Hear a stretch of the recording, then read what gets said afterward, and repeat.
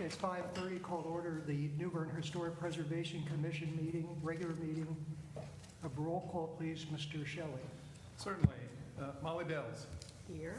Ross Beebe. Here. Gregory Rush. Here. Mike Weekend.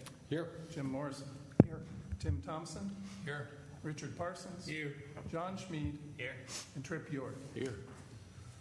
Mr. Chairman, all are present, so we definitely have a quorum. All right, thank you. No presentation of certificates of appreciation. Well, do you have any adjustments to the agenda? No. Well, okay. All right. And no certificates of appreciation tonight. Okay. Then we have the consent agenda. I have listed copies of the minutes from 6/21/23, 7/19/23, 2/26/25, 4/16/25, 6/18/25, and 7/16/25. And I had made some typo corrections to you, and I believe, does anybody else have any corrections that or significant? So the corrections that were sent to me were corrected in your copy that you would then sign as the final. Okay. So do we have a motion to approve the consent agenda? So move. Second? Second. All in favor? Aye. Consent agenda is approved. Now, hearings on certificates of appropriateness, 314 Liberty Street, and we have a notation here that application is to be continued to October 15th, 2025. Do we have a motion to that effect, please? Mr. Chair, I'll make a motion that we continue this the hearing on 314 Liberty Street until October 15th, 2025 HBC meeting. In this very room. at 5:30. Second. All in favor? Aye. Mr. Chairman, we do need to go through the summary of the process. I'm sorry. Yes. I'm anxious to get moving. I'm sure everybody else is too. Thank you. So the process tonight, the Historic Preservation Commission is a public commission appointed by the City of New Bern's Board of Aldermen. It's responsible for preserving and safeguarding New Bern's locally designated historic districts, which are downtown and Riverside, based on U.S. Department of Interior standards, state statutes, city ordinances, and New Bern's historic district guidelines. Two of the major tasks of the HPC include approving applications for a certificate of appropriateness and preventing demolition of historic structures due to neglect. The HPC holds quasi-judicial hearings on an application for a certificate of appropriateness. We hear sworn testimony and evidence provided by the applicant, by parties who receive notice of the hearing, and by others who can justify that they have received evidence and are directly affected by the application. The Commission cannot consider comments based on personal likes or dislikes, hearsay, or personal opinion that cannot be directly related to specific historic guidelines. Likewise, commissioners shall refrain from stating personal opinion, personal likes or dislikes, or hearsay during a hearing. The Commission's decision on an application is based solely on testimony and evidence presented at the hearing that directly relates to the historic guidelines. So anyone who intends to speak or provide testimony tonight related to a COA application on this meeting's agenda must be sworn in. If you please come forward. Anyone who chooses to speak or has an application pending? Yes. Or if you're going to speak for any of the applications, you'll need to come forward and get sworn in. If it's just public comment, they do not need to get sworn in. If you're the presenter of the application, you need to be sworn in. Okay. All right. Do you promise to tell the truth, the whole truth, and nothing but the truth to the extent of your ability? I do. Thank All you. right, and then please print your name if you haven't already, and your address.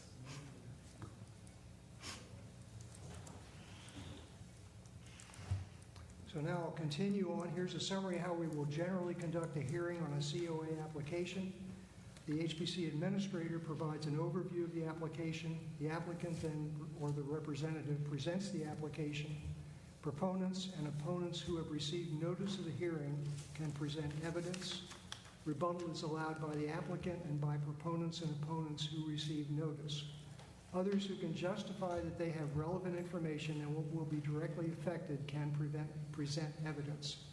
The HBC administrator presents the staff's findings and recommendations. Then the applicant representative has an opportunity to make final comments on the application. Commissioners then discuss the evidence and may ask for clarification from the applicant or presenters. The chairman then calls for a motion to approve or deny the application with stated findings of fact. The motion is then discussed by commissioners, and then the chairman calls for a vote on the motion by the commission. The COA can be approved with conditions, or denied.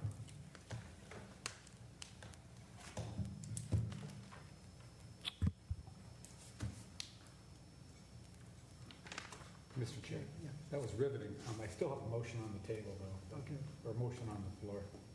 Was there a second? Yes. Yes, there was. We're continuing 314. All those in favor? Aye. Next, we have 500 Queen Street. There was a suggestion to continue this application to the September 17th meeting. The applicant has not yet completed their special use permit with the Board of Adjustment. Is there a motion to continue? Mr. Chairman, I make a motion that we continue the hearing for the COA for 500 Queen Street to 5:30 September 17th during a regular meeting here at this location, with the justification being the land use permits are not in place yet, and we can't make a decision until that happens. Second? Second. All those in favor? Aye. Motion approved. So now let's move on to 209 Change Street, which is a full parcel landscape plan with pergola fencing and a short garden wall and all AVCs. All right. I'm going to skip through a lot of pages here. All the minutes, first of all, and then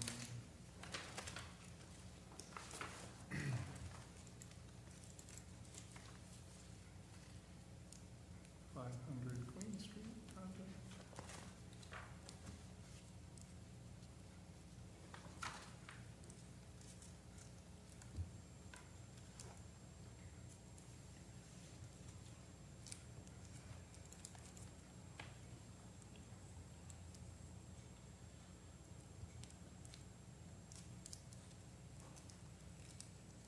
Okay, 209 Change Street, this is the application for Rob Benson and Tina Bova, and for their project, mostly landscaping, but also including some fencing and pergola and a small short wall out front. And here it is signed, and actually it's dated in that tiny little spot there above the word owner.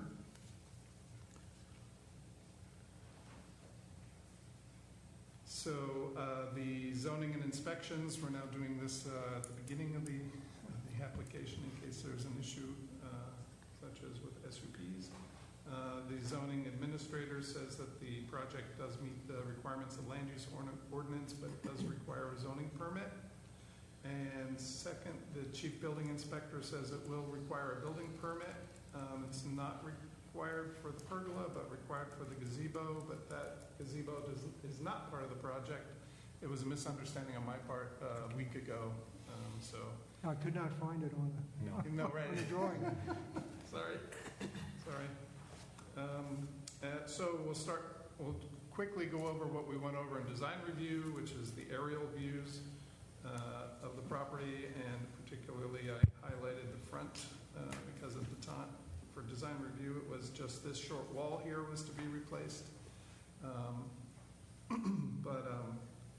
Now and you can see the context includes other brick walls along the sidewalk. The project, though, however, does include the backyard and the fencing, replacing that white trellis fence there you can see in the upper left, and a full renovation of all of the backyard. we'll see in a minute. This was a close-up of the brick wall that was out front when they bought the house several months ago to be replaced with what they're planning. So this is a colored rendering of the landscape plan. And we'll start on the left. That's where that small little wall is, and the street is the street frontage on the left.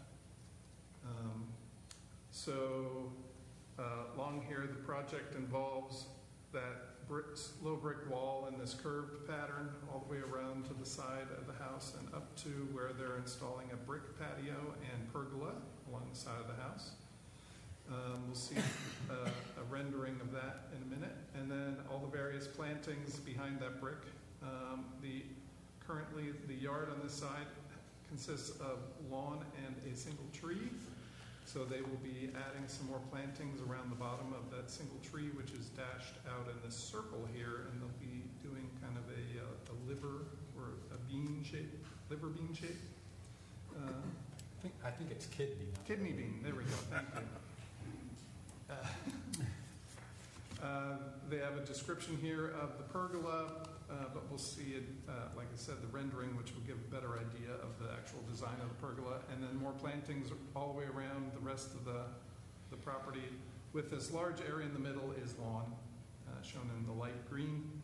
Then towards the backyard, this hexagon is not a pergola, is not a gazebo, sorry, but is just a ground treatment using 18 by 18 decking, so wood decking in an octagon shape, and we'll see a rendering of that as well.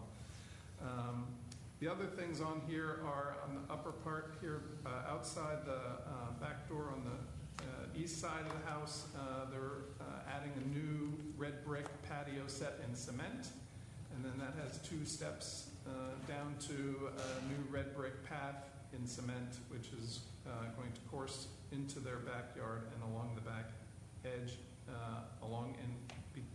behind the AC unit and in front of the existing garage. The fence that's part of this project is here along this eastern boundary. Just a straight fence. There will be no gate here at the corner, and we'll see an illustration of the fence as well. It stops at the corner, and the existing wood fence along the back and the existing brick wall along the back will remain.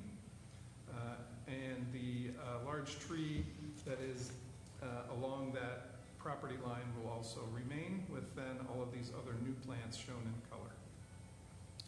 All right, so that's the overview of the project.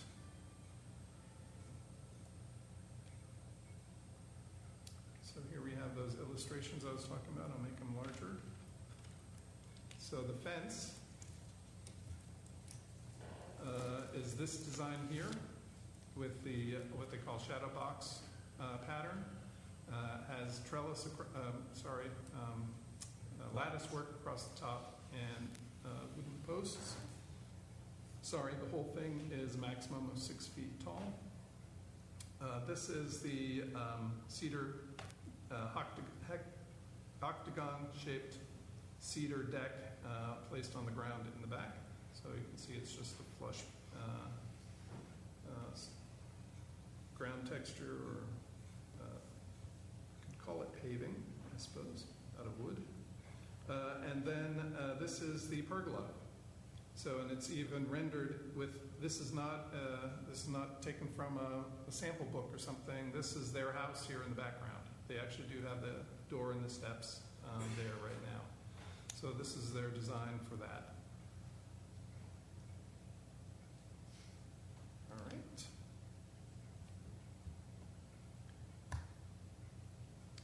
This was the previous rendition of the fencing and the location of that there. Now I guess better represented by the landscape plan. And this is a rendering of their short little brick wall up front. Also, I believe those are new plants in there as well. There's some very good renderings, I have to say. All right, then whenever you're staff report. Do you have anything to add to that? That last picture, that was old shrubbery.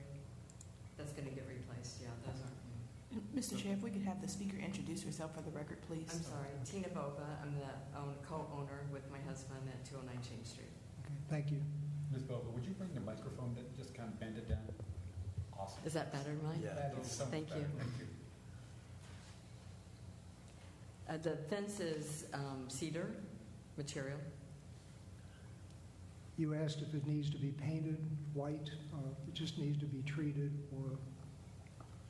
or painted. Right, so it either has to be opaque stained, which looks like paint, but is stained, or it has to be primed and painted, and the primer has to cover all 6 surfaces. Okay. But our guidelines do recommend for exterior wood that is subject to a lot of weather. It does suggest going with the opaque stain method. Perfect. Okay, thank you. Nothing else?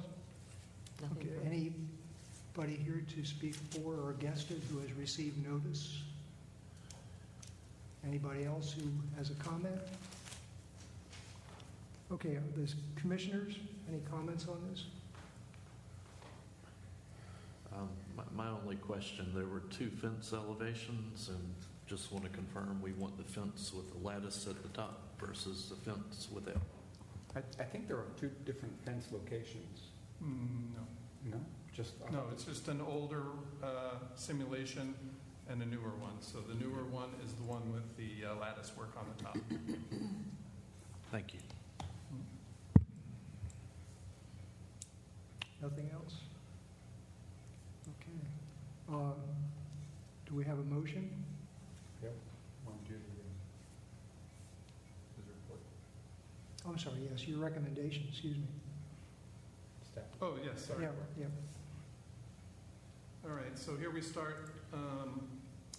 This is the applicants are Rob Benson and Tina Bova. The project address is 209 Change Street. Historic property name and date is the Smallwood Howard House, built in 1815 to 1817, and then moved and remodeled around 1904 to 1908. It is a contributing structure, and the National Register inventory, let's see, from 1988, or I'm sorry, the 2003 version, states that it was moved from 511 East Front Street and remodeled 1904 to 1908, 2.5 stories, federal style, 3 bays wide, exposed face, west end chimneys, and gable end roof, arched window dormers. The Sandbeck description, which is from 1988, states that it was built between 1815 and 1817. The Smallwood Howard House is one of New Bern's most elegantly refined frame dwellings of the mid-federal period. Eli Smallwood purchased a vacant lot, which is now 511 East Front Street, in 1815 for only $300, and was clearly responsible for having this house erected by the time he sold it to Joshua Hayward in 1817 for $4,300. After Howard's death, after Howard's death in 1822, his family continued residing here until 1834. One of his sons, James W. Howard, was later to achieve prominence as one of New Bern's principal shipbuilders. Between 1904 and 1908, the structure was moved from its original site on East Front Street, facing the Neuse, to its present Change Street site in order to clear the lot for the L.I. Moore House. And if you know, that's the one with the 2-story Greek columns on the front of it. So 209 Change Street, the project is to include a full parcel landscape plan with a pergola, fencing, and a short garden wall project in all AVCs. So staff submits the following historic district design principles and standards, also known as guidelines, as appropriate to this application. For landscaping, 2.4.1, 3, 4, 5, and 7. For fences and garden walls, 2.5.1, 2, and 3. For accessory structures, 2.6.1 and 3. For design principles, 3.1.1. For modifications, 3.2.2. For masonry, 5.1.2 and 3.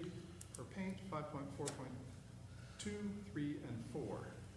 So the statements of reason based on the information contained in the application and staff's judgment are: 1, the structure is a contributing resource in the tight weave development pattern. 2, the project is a full parcel landscaping project that includes a pergola, fencing, and a short garden wall in all AVCs. 3, the proposed design components and materials meet the requirements of the guidelines. 4, the zoning administrator and the chief building official have reviewed this project and commented accordingly. And 5, the project is not incongruous with the design principles and standards. The HPC may want to consider the following conditions. 1, revisions to the application according to the changes agreed upon at the hearing shall be submitted by the applicant to the HPC staff for approval according to the design principles and standards prior to beginning the work. That's the end of our staff report. Okay, thank you. Now, commissioners, any comments on that landscaping? Do we have a motion? I do. Mr. Chair, I move to find the application for the project at 209 Change Street to be not incongruous with New Bern's Code of Ordinances, Section 15.411 through 15.429, and New Bern's Historic District Standards, based on the following specific guidelines and findings of fact. Sections landscaping 2.4.1, 2.4.3, 2.4.4, 2.4.5, and 2.4.7. Fences and walls 2.5.1, 2.5.2, and 2.5.3. Accessory structures 2.6.1, 2.6.3. Design principles 3.1.1. Modifications 3.2.2. Masonry 5.1.2 and 5.1.3. Paint 5.4.2, 5.4.3, and 5.4.4. Findings on fact based on the information contained in the application are: the structure of this address is a contributing resource in the tight weave development pattern. The proposed project is a full parcel landscaping project that includes a pergola, fencing, short garden wall, ground level deck, and landscaping material in all AVCs. The proposed design components and materials meet the requirements of the historic district design principles and standards, formerly known as guidelines. The zoning administrator and chief building official have reviewed this project and commented accordingly. And the application is not incongruous with the historic district design principles and standards. Second. All commissioners, then please vote. All those in favor say aye. Aye. Any opposed? Motion to issue a COA. So moved. Second. All those in favor? Aye. Okay, thank you. You're all set. Thank you. Nice design. Tripp, you did the motion right, on the COA? I did not. Oh, who was I think that? it was Tim. Next one is 513. Jim, who made the motion on the COA? I did. Tim? Tim. And who did the second? I did. Richard Parsons. All right, thank you. Next one is 513 Middle Street to include a new small pool in the tertiary AVC. Very small. All right, so here we have the application. Hold on one second.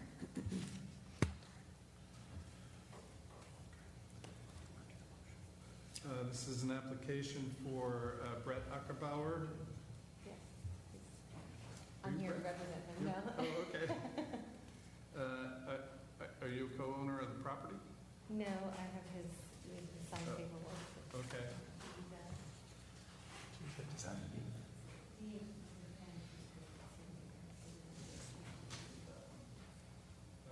Let's see. Resident, but not co-owner. Technically, it is an inspections department pool or spa permit application. Oh, no. Ma'am, did you indicate that you're a resident at the property? I am a resident. Okay, and you have a lease or some type I have of a lease. contractual relationship to the property? I do have a lease. Okay.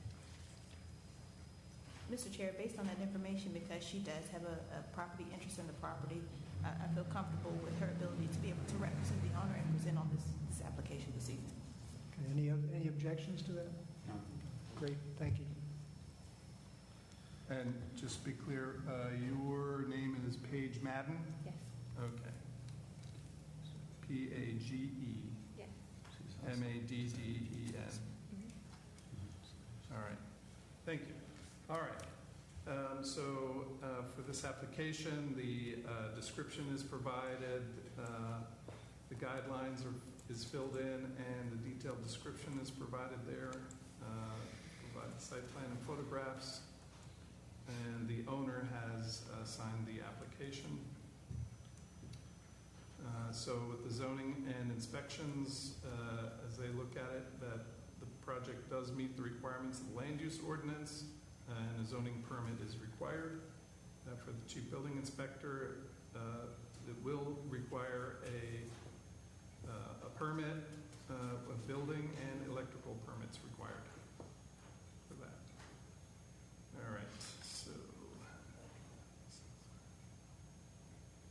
All right, so this is the site plan, the aforementioned site plan.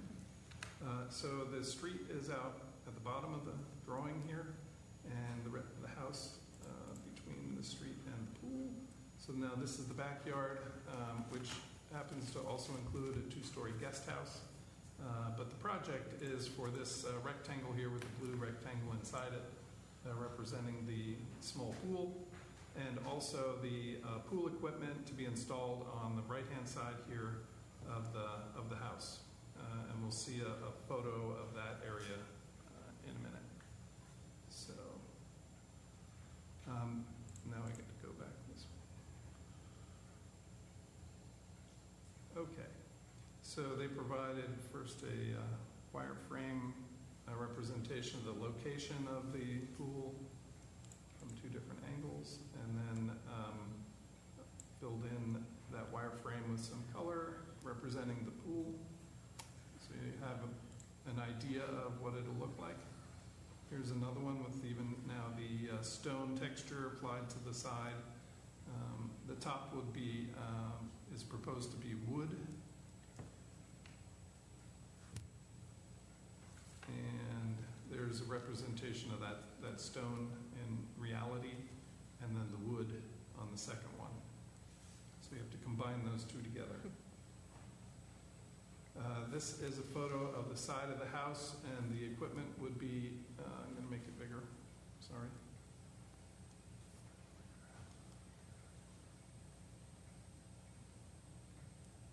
Will be in this area between this vertical piece here and the exterior hot water heater in that area there.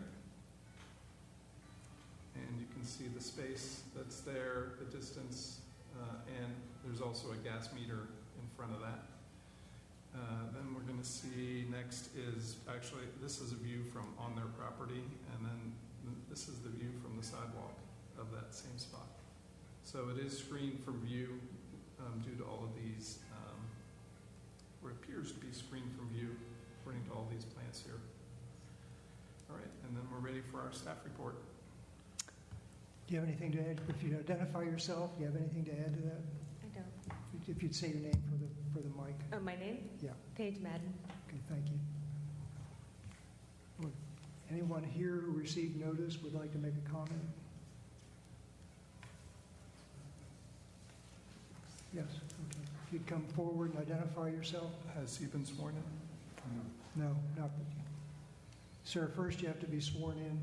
Okay. Okay. Do you promise to tell the truth, the whole truth, to the extent, to the best of your ability? Yes, I will. I do.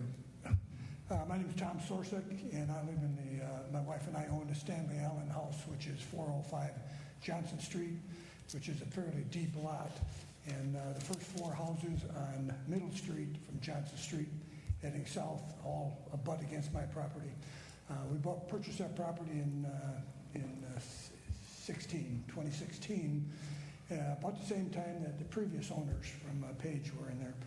And after we had been in a year or two together, they put in an application to build what was described to us as a residency, which was going to be for her father. I believe it was for the father-in-law of the couple that lived in that house. I initially contacted the city because it was being built what I thought was right on my lot line, literally the residency is 10 feet from that residency to the east side of my property, and right at around 10 feet. At the time that it was built, we were assured that it was not going to be a rental property. It would be a residency for the father or the father-in-law. Several years later, that young couple left, and Paige moved on in. And it was about a year or two after that I happened to be checking listings for Airbnb, and the first listing that came up was Paige's property. So I was a bit surprised to find out that it was being listed as an Airbnb. I'll freely say that in that period of time that it's been the Airbnb, it has not been a significant issue for us, although it is directly underneath the guest bedroom that we have in the second floor of our three-story property. There's been a couple of times when there was noise going on, a noise that you could hear inside the house, but it was always stopped before 10 o'clock, and I've never had any occasion to complain to Paige about the noise. Now I'm a little concerned about adding a swimming pool or a plunge pool back there, which will encourage that much more activity outside of the Airbnb unit. And where's my consideration to make sure that we're not then going to have a noise issue at that point. So the only concern I have is what is the use of the pool. I didn't know if it was going to be for Paige's children or if indeed it was to be used by residents or guests that are in the Airbnb unit. So my concern is strictly from a noise standpoint. As I said before, freely acknowledge it's not being an issue now, but I am a bit concerned at this point.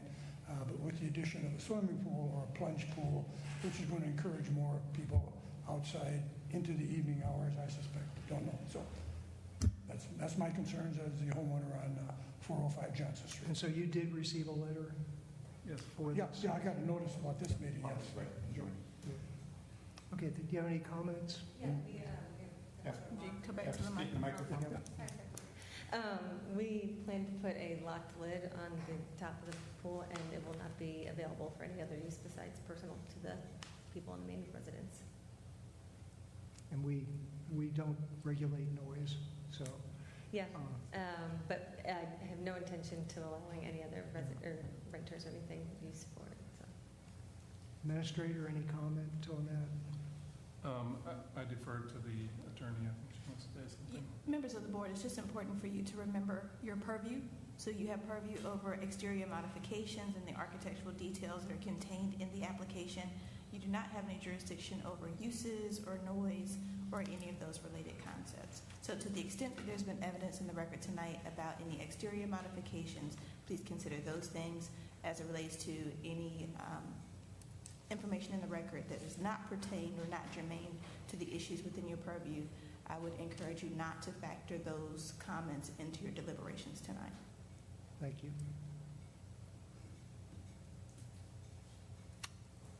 Okay, ready for staff findings? Sure. All right. So the applicant is Brett Ackerbauer. Project address is 513 Middle Street. The historic property name is the Jesse Lassiter House from circa 1903. It is a contributing resource in the historic district. The National Register inventory of 2003 states that the house is 2.5 stories, 3 bays wide, peaked hood above left bay entrance, hip roof, front porch, pedimented front gable roof, and interior central chimney. For Sandbeck, from 1988, he said built between 1902 and 1904 for Jesse J. Lassiter, who appears to have had his dwelling built for rental or investment use.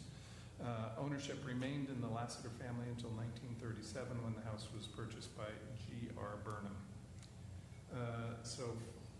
The project at 513 Middle Street is to include a small pool and the tertiary AVC. Staff submits the following historic district design principles and standards, also known as guidelines, as appropriate to this application. For utilities, 2.3.1 and 2. For masonry, 5.1, 2, 3, and 5. For paint, 5.4.2, 3, and 4. For contemporary materials, 5.5.1, 2, and 3, and 4. And so the statements of reason based on the information contained in the application in staff's judgment are: 1, the structure is a contributing resource in the tight weave development pattern. 2, the project is a small pool project in the tertiary AVC. 3, the proposed design components and materials meet the requirements of the design principles and standards.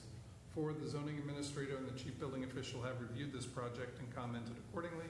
And 5, the project is not incongruous with the design principles and standards. So the HPC may want to consider the following conditions. Revisions to the application according to the changes agreed upon at the hearing shall be submitted by the applicant to the HPC staff for approval according to the design principles and standards prior to beginning the work. That's the end of ours. Any final comments? Any final comments? You're good? Okay. Members, any discussion? I'm familiar with the property, living right around the corner. What they're proposing, you can't really see it from the street in any way. It's definitely a tertiary area. It's not, a huge pool. I don't see any place where there would be an issue with the guidelines. Anyone else? You ready for a motion? Sure. Mr. Chairman, I'd like to make a motion that we find the application for certificate of appropriateness of 513 Middle Street to be not incongruous with New Bern's Code of Ordinance sections 15-411 to 15-429 and New Bern's Historic District guidelines based on the following specific guidelines and findings of fact. The guidelines, utilities 2.3.1, 2.3.2, masonry 5.1.2, 5.1.3, 5.1.5, paint 5.4.2, 5.4.3, 5.4.4, contemporary materials 5.5.1, 5.5.2, 5.5.3, 5.5.4. Findings of fact. The primary structure is a contributing structure in the tightly development pattern. The project is a small pool in the tertiary AVC area. You cannot see it from the street. The design components and material meet the requirements of the design principles and standards. Zoning administrator and chief building official have had a chance to review the project and make comments. And the project does not distract from the special character of the historic district, and it is not incongruous with the design principles and standards. One condition is that any revisions beyond what we approve tonight, any changes need to be submitted to the HPC administrator for approval and come back in front of us if necessary. Second. Any further discussion? Call for a vote. All those in favor? Aye. Any opposed? Any I was opposed? I was just late to the party. Do I have a motion to approve the COA? So moved. Second. All those in favor? Aye. COA approved. Thank you.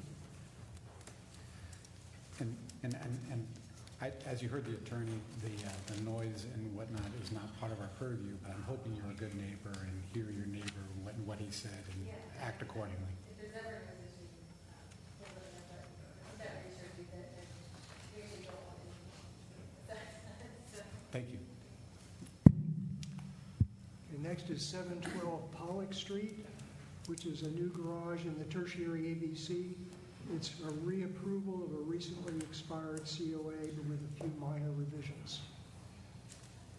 Is the applicant here? All right, so this is the application for 712 Pollock Street. The property owners are Paul and Laura Hanlon. They provided the description on the back, and the guidelines are also provided on another sheet. Number 3, the description is also provided, but it's similar to the house, brick, siding, and roof. So this is Mr. Hanlon's signature and dated. And the zoning and inspections will say that it meets the requirements of the land use ordinance. A zoning permit is required, and will of course require a building permit.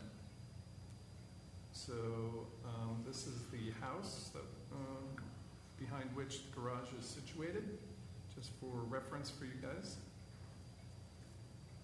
And the garage is at the end of this driveway, all the way in the back, the dark spot next to those little white things leaning against something. So there we go, where that car is parked, and across the entire back of this property. Here is the aerial view that the applicant provided, showing the actual property lines of the property. Down at the bottom is the street. There we go. And then it's a long, skinny property, and the garage is going all the way at the back, the rear property line. All right. And here is their survey. Here you can see how it fills in that entire back end of the property. This, to note also, this is the main house at the front. This property also has a second dwelling unit in the middle of the lot here, and that will come up in one piece of our staff report. This is the the expired COA for when it was approved the last time, but you wanted that, maybe you would want that for reference. There were no conditions at the time. All right. And the applicant is coming back, one, because it was expired, but they also have some minor adjustments that they're making. So that was the previous, these 2 pages with the red ink on them are the ones that were originally approved. And this is now a sketch of the revisions. The applicant did hear you say at the design review that you would like to see a more finalized view of this with showing the shingles as shown as the horizontal siding instead of shingles as they are proposing, but their architect was not able to get that to them in time for the meeting. So you'll have to decide if this is sufficient or if you want to make it a condition. This is their list of materials that they actually provided the first time around. It's just to reiterate, since I guess some of you are new to the commission since then. The roof is asphalt shingles, framing is wood, the foundation is brick, the siding, corners, and trim are hardy plank, the doors are fiberglass, the garage door is aluminum, and the windows are 1/1 PVC. He subsequently indicated that there will not be the 6-foot apron in front of the garage. And there's no mechanical equipment, but there is electricity for lights in the garage door and water for washing the cars. So he did provide now new images of the garage doors, and the other door, but here we have illustration of the door itself, and then the model number and such for the door that they're planning on ordering, and also the materials of that: polystyrene, heavy-duty steel. That's it. And this is then the elevation of the door, and then we're ready with our staff report. Okay, is there anyone who has received notice would like to speak as a proponent or opponent? Seeing none, do you have anything to add to that, sir? I do not. Okay.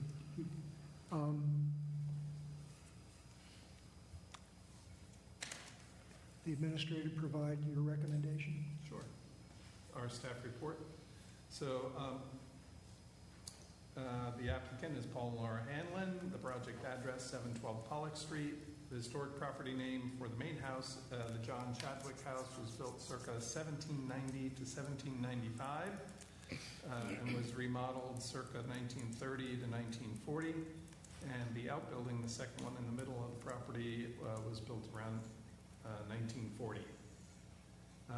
It is, and both of those buildings are listed in the National Register Historic District Inventory as contributing. And so that inventory describes as follows: for the John Chadwick House, it's a 20th century remodeling enclosing the late Georgian core, 3 bays wide, 3 bays deep, modern entrance porch in the right front bay, and double-story rear porch, gable front roof with triangular brackets. For the outbuilding, it's 1-story L-plan, 3 bays wide, 3 bays deep, engaged porch, square posts, gable roofs, triangular brackets. And so for Sandbeck's description in 1988, he says this is the most relevant information. I'm sorry, he didn't say this, I did. The most relevant information for the John Chadwick House is as follows. He said, some of the original 9/9 sash and molded 2-part window surrounds were reused when the house was remodeled. These provide the only external clues to the age of the original Georgian frame within. The dominant gable roof with its kick at the eaves and the exposed rafter ends dates from the 1930 to 1940 remodeling, as does the 2-story rear shed porch. And there is no description in Sandbeck for the outbuilding. So the project for 712 Pollock Street is to include a new garage and tertiary AVC, and this is a reapproval of a recently expired COA with a few minor revisions. Oops. Staff submits the following. I should make these bigger. Sorry, we couldn't read that before. Staff submits the following historic district design principles and standards, also known as guidelines, that may be appropriate to this application. For accessory structures, 2.6.1 and 2. For parking, 2.7.1 and 2. For design principles, 3.1.1, 2, 4, and 5. For foundations, 4.1.3.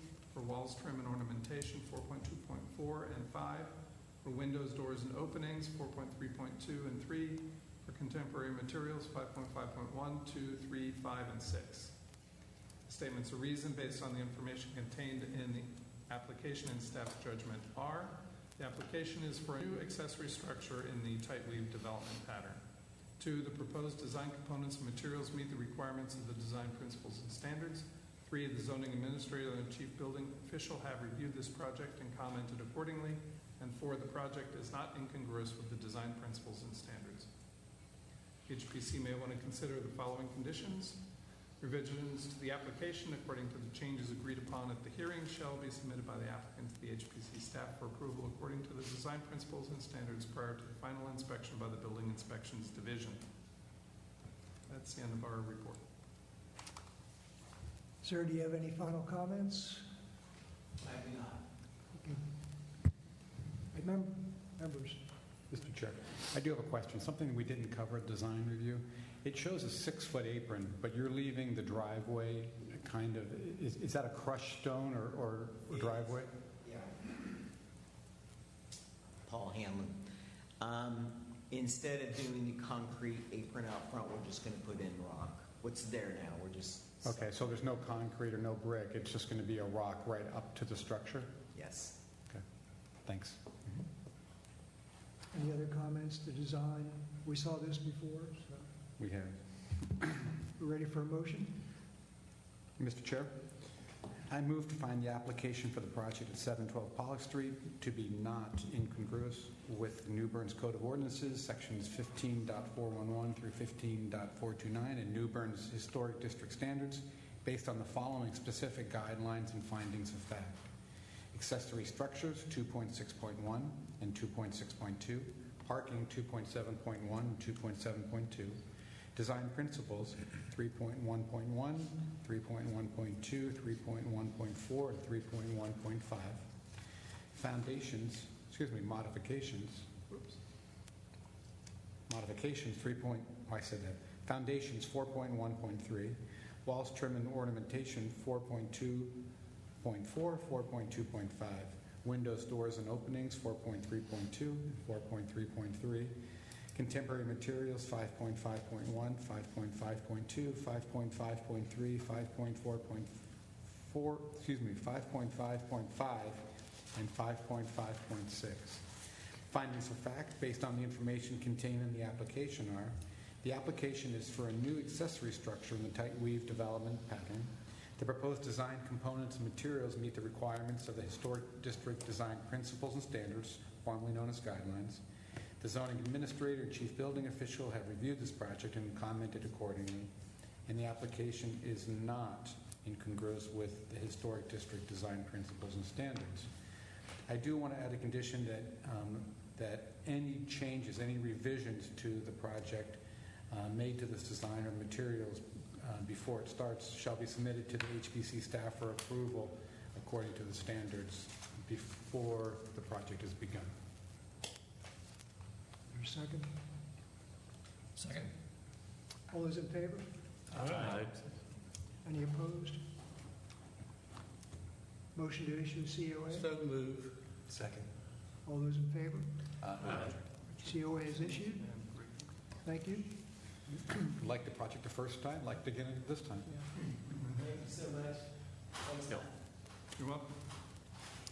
242 Middle Street is the replacement of a window in the secondary AVC. Very visual concern.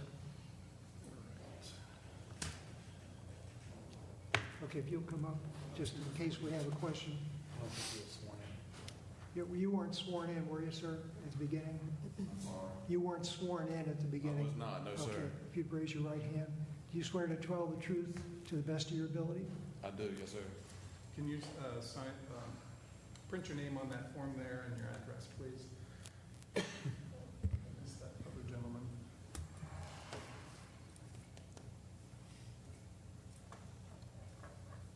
All right, so while he's doing that, we can start the application, which is shown on your screen for 242 Middle Street. The property owner is Danette Sneed, and this, I believe, is the designated representative, correct? Yes, sir. She was going to be here. She must be tied up or something. Okay, Yeah. all right. And the application shows the description of the project. The guidelines are on a separate sheet, as well as the description, site plan and photographs, and this is Ms. Sneed's signature and date. And let's at least get your name for the record since we're starting. Matt Purvis. Okay, thank you. And you Sorry, are the... I'm sorry, Matt, what was the last name? Purvis, P-U-R-V-A-S. Thank you very much. And he is the contractor for this project. I think so. Maybe not. So we do not have an owner's authorization for Ms. him. Danette's here right now. Here she is. Oh, Does she never need to mind. speak? If we can just put it on the record that the property owner is comfortable with this gentleman representing her tonight, that will be sufficient. Yes, I'm willing to stay. Can you please Yeah, come up to speak the on the microphone. and you'll have to be sworn in. Okay. Raise your right hand, please. Do you swear to tell the truth to the best of your ability? Yes, I do. And if you would, ma'am, state your name and your relationship to this project. Yes, Janice Danette Sneed Perez. I'm the manager member of 242 Middle Street LLC. And is the gentleman standing to your right, my left, your authorized representative to speak on your behalf tonight? Okay, we're good to go. Thank you. You can sit down if you want. He's got the floor. All right, hold on one second. LLC. All right, so here's the description that they provided. I will not read this all for you. Same thing with the guidelines that they've provided as promised. And the zoning inspections form. The zoning administrator has indicated that and this particular project is not applicable for zoning, or the zoning is not applicable to this project, and so a zoning permit is not required. And then for the chief building inspector, he also says a building permit is not required for this project. So this gives you a perspective. The subject building is on the right-hand side of this alley. This is Federal Alley, and the project is halfway down the alley on the second floor on the right there. see some more photos of that in a minute. There we go. So as you go down the alley, it's this window here on the second floor there. It's now boarded in, been boarded in for a while, right? There's a closer up or straight on view, straighter. All right. And then some close-ups of the details of the existing condition for that window, indicating the need to replace not just these sashes, but also the frames. And this is the former window, which has since been, unfortunately, met its demise at the hands of the previous contractor. You can see it's a bit of a strange situation. I believe it's one sash in the top half, and then 3 small sashes in the bottom half, and then there's these 2 mullions that provide framing for the 3 small sashes. And I think they were given permission before, right, to completely redo it within. Yes. So yes, before we went to design review and we discussed how it would be a replacement in kind, since they were planning on doing an exact replacement. But I believe that, again, change of contractor, change of plans, and so the new proposal. So there's a drawing of what the old one, and then at first that was this was the proposal at first, but unfortunately on the same page. But now they're referencing the other windows on the building, which are 2/2, and they just want to replace it not in kind, but with windows that are like these here. And so this is their new proposal. Why is this? This is. Yeah, that was the older one, but Yeah, it's gonna be hold similar on. to that. I think I might have your new drawing here in a minute. Oh, no. That's a little bit small. So something happened. Your new drawing didn't go in here, but Okay. it's essentially the same. It's essentially the same as that, yes. Yes. So this is a view from the outside, I guess you could say, or the inside, but it'll be 3 2/2 windows with these mullions in between, and they're made of wood windows, solid wood windows, not composite. And the section through this is down here at the bottom is the old brick of the current opening, so they're actually going to make the opening smaller in order to accommodate some countertop that's going across on the inside of this wall or across this window opening, now below it in their proposal. And they're adding 6 courses of brick, including 1 row lock course of brick at the top of that to create that angled sloping surface for the drainage. So to the left is the outside and to the right is the inside. And then this is their manufacturer's section of the window. This being the top to bottom section. So the 2 windows meet here. So they're operable sashes, double hung. And there's your sill on top of, this is the wood sill on top, that would sit on top of the brick. And then this is a section across the window from side to side. So if you want to look at those in more detail, we can. And the outside in this case is on the right. The trim for that is what's called a brick mold, and that's this piece here. Is that one also wood, the brick mold? Okay, thank you. It just says brick molded, couldn't tell what material it was. So, and these are now, that's the manufacturer's elevation of the windows. So there'll be 3 of those. Oops. Okay, I do not understand why this. That's Okay, all right. I'm sorry, We can because ignore that one. so it was just the first one is one that's applicable. This one here, 62 inches tall. The other, there will be 3 more here that he requested to be removed. This one, and this one. Now I know what happened. I removed it in his packet, but not in the full packet. So I could send it to him so he could look at it. All right, and then that's the order form essentially for the window. So here you can see it's a stainable wood sash, and so that's and stainable pine sill. All right. Oh, and since they're double pane, they show with the shadow bars, and so those have the shadow bars on the inside too, correct, in between. So you have essentially 3 pieces. Yeah. I couldn't quite figure that out from their code there. All right, and then we're ready for the staff report.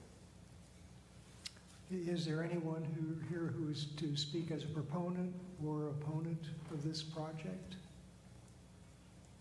Seeing none, if you'd give us the recommendation, the review. Thank you. All right. Same with you. Oops. I do want to add one thing.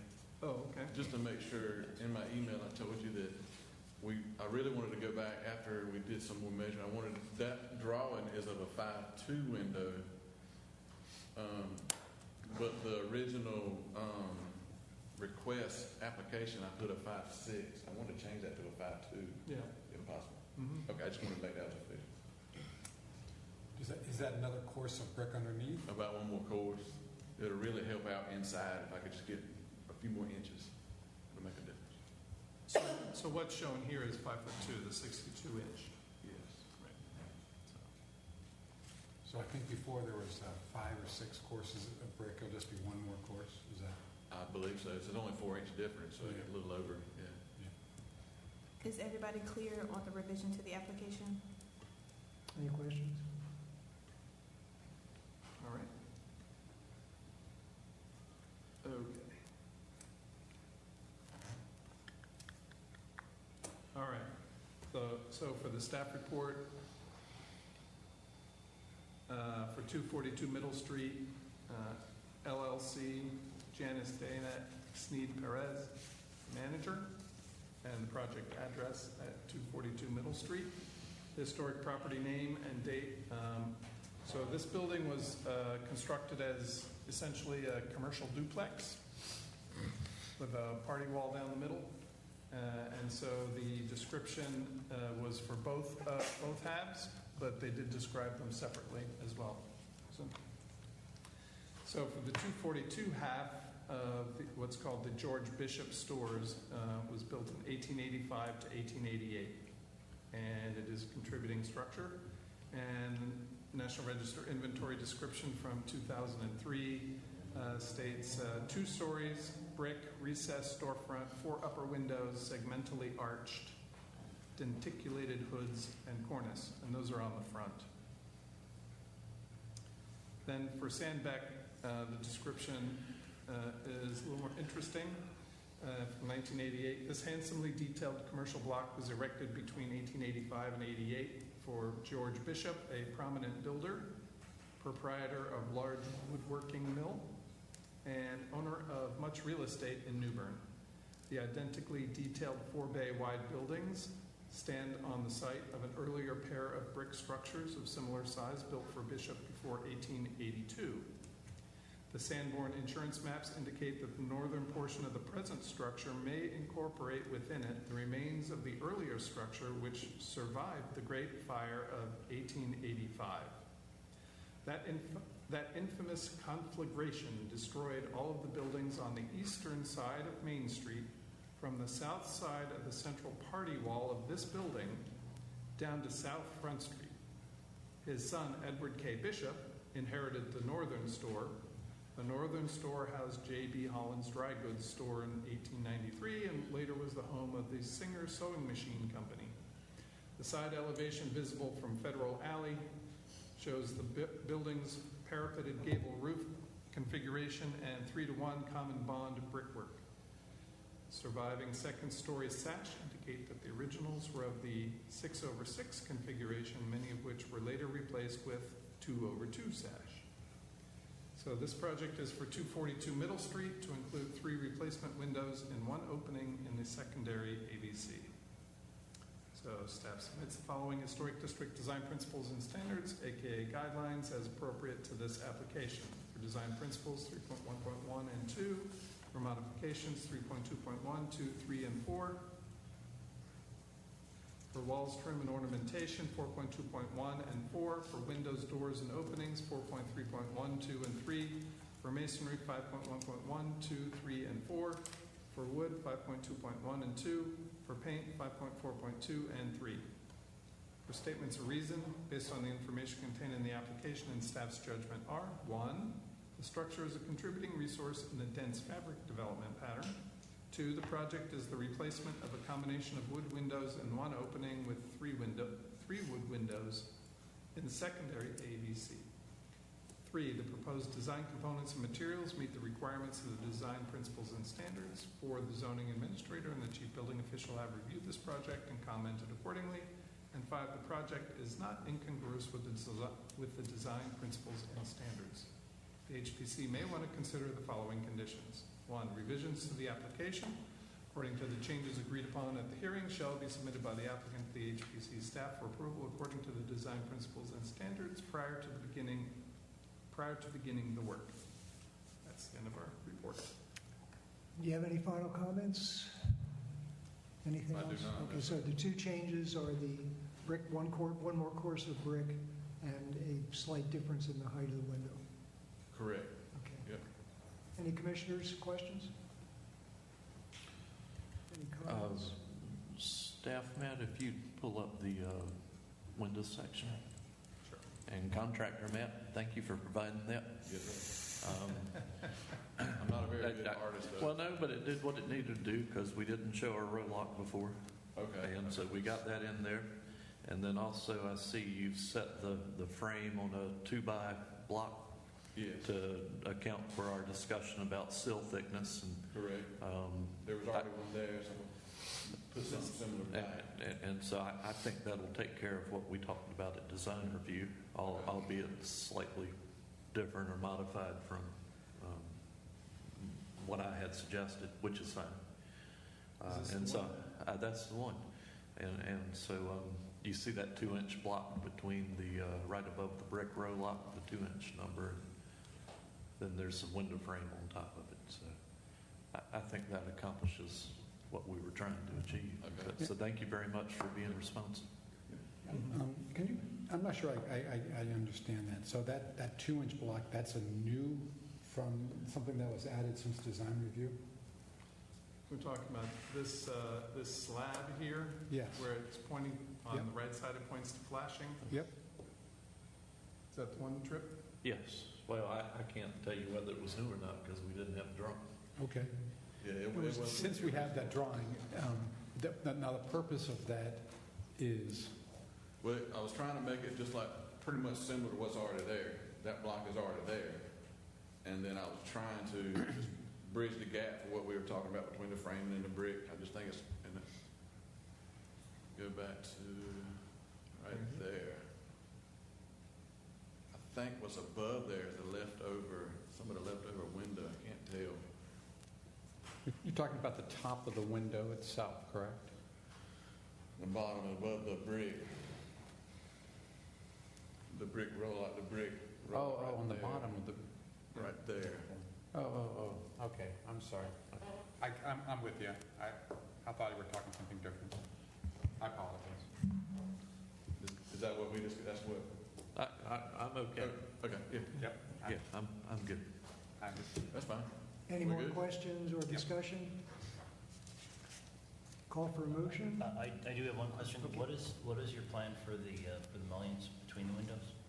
You'll have a brick mold top, bottom, sides, and what are you doing in the middle? Yeah, the brick mold is pretty much gonna be almost touching. It's gonna work out, but it's gonna be brick mold all the way around it. So the brick mold for one window is almost gonna be touching the other brick mold. It'll be Is that going to be infilled with wood? What's going to seal that? Okay. That's it. Anything else? Call for a motion.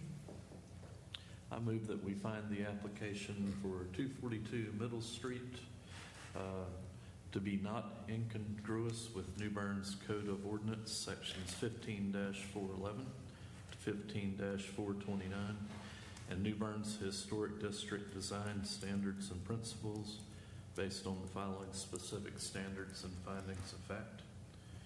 Design Principles 3.1.1, 3.1.2, Modifications 3.2.1, 3.2.2, 3.2.3, 3.2.4, Walls, Trim, and Ornamentation 4.2.1, 4.2.4, Windows, Doors, and Openings 4.3.1, 4.3.2, and 4.3.3, Masonry 5.1.1, 5.1.2, 5.1.3, and 5.1.4, Wood 5.2.1 and 5.2.2, Paint 5.4.2 and 5.4.3.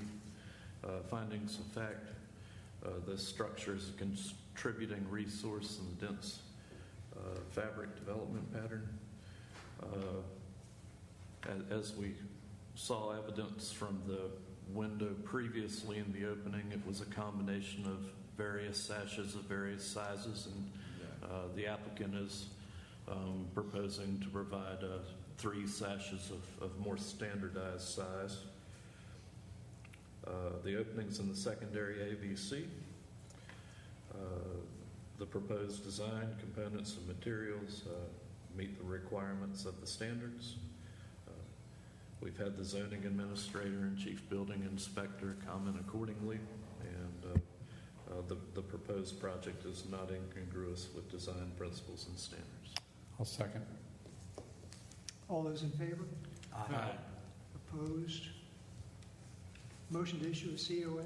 So move. Second. All those in favor? Aye. Opposed? Wait, who did the second? Thank you. Gregory. All right. You're done. Thank you. Matt will be in touch.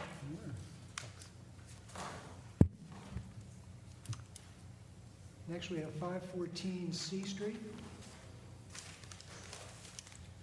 And this is a new front stairway and handrail in the primary AVC, removal of chain link fence, and replacement with 4-foot-high wood fence and gates in the primary and secondary AVC.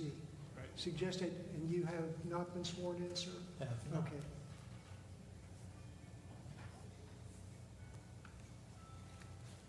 You promise to tell the truth to the best of your ability?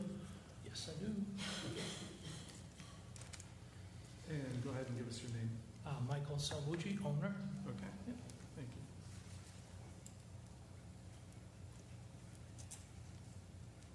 All right, so this is his application for 514 C Street.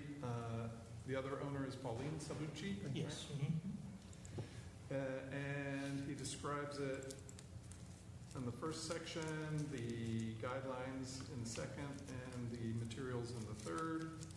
He's checked off the various boxes there, signed it, and dated the application.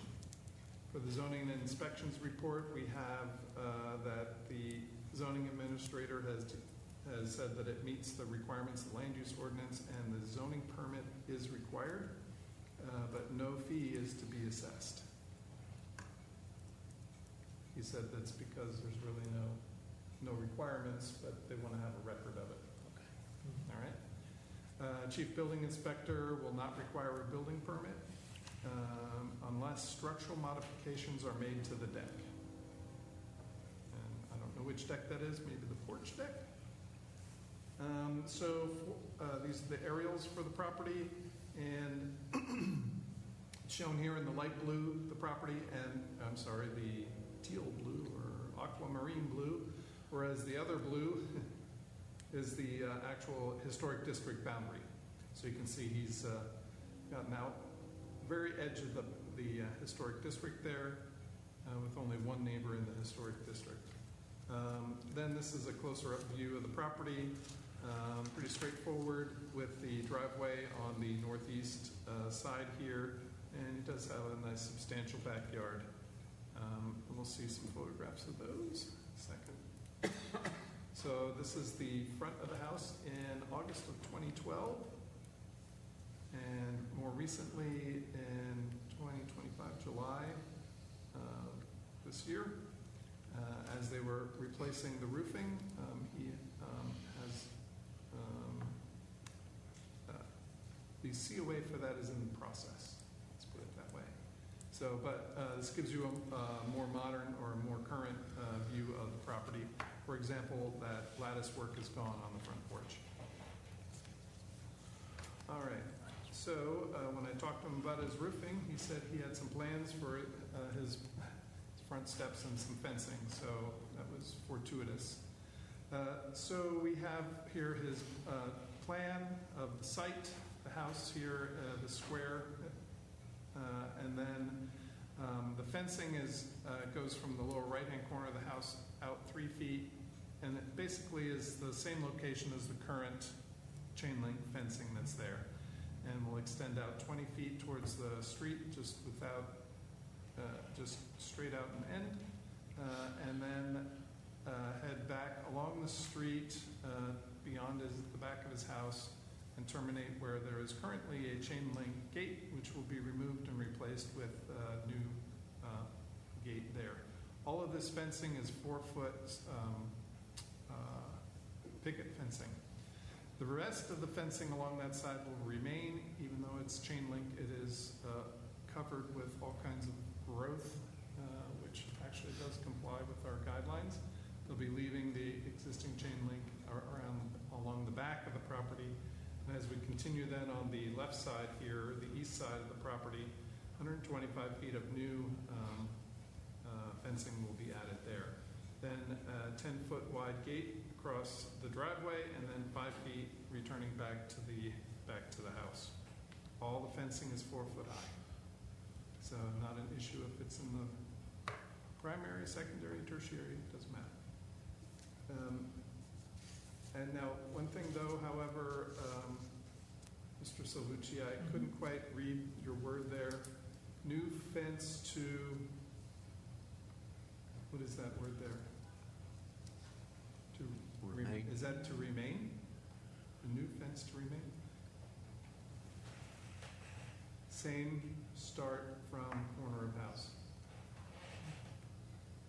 That's why I couldn't figure that out. But maybe it doesn't matter. Not sure what I have.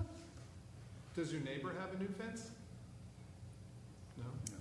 So, It's going to remain the same starting points. I think you had asked if it was going to be at the corner of the deck or the corner okay. of the house. All right. So the new fence is to be essentially located where the existing fence is. Okay. All right. So zoom out a little bit. He provided some photos of his property. So there's the existing chain link driveway gate and fencing on the left and fence to the corner of the house. This is the proposed fencing that we just approved a couple months ago in Riverside. That's at 316 Avenue C. And that's what he's proposing also. In fact, he stole the design from there, the design drawing sketch from there, but he said it's the same contractor. So the contractor's just using the same thing. All right, so there you go. That was what we approved at 316 Avenue C. So this is the existing fencing, the 20-foot portion here on the left. You can see the front porch in the background in the corner of his house, and then the fence continues straight past the house, approximately 3 feet away from the house. And then continues past the house. Some more photos of that. Looks like you have grapevines on there. Yeah. And then this is actually the corner post for that gate along that side of the fencing. So the gate will be removed and replaced with a new picket fence, or a new picket gate. This metal post will remain so that the rest of the chain link can remain. And you can see how it is screened from public view, because this is from the inside, from his backyard.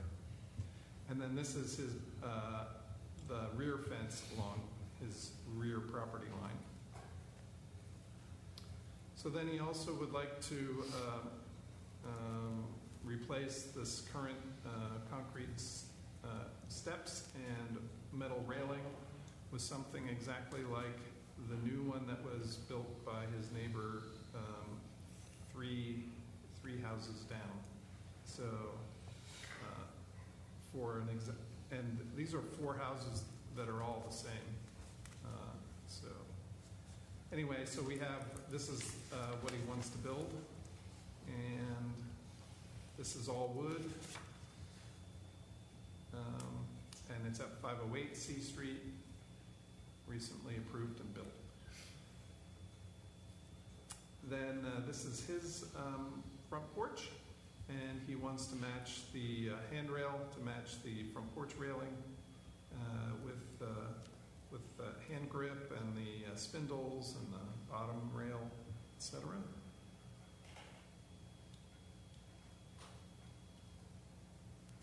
And so again, providing a photo of the neighbor's one, but providing a description here of all the different parts. You know, the front posts are 6 by 6, etc., etc. And that's a side view of those same stairs at the neighbor's house. And towards the top, how it connects to the columns. Wants to do exactly the same thing. All right. So then I'm ready with the staff report. You have anything to add to that, sir? No. Okay. Staff, Mr. Shelton? Anyone ask if anybody got in there? Yeah. Oh, does anyone here who got a notice would like to comment for or against the application?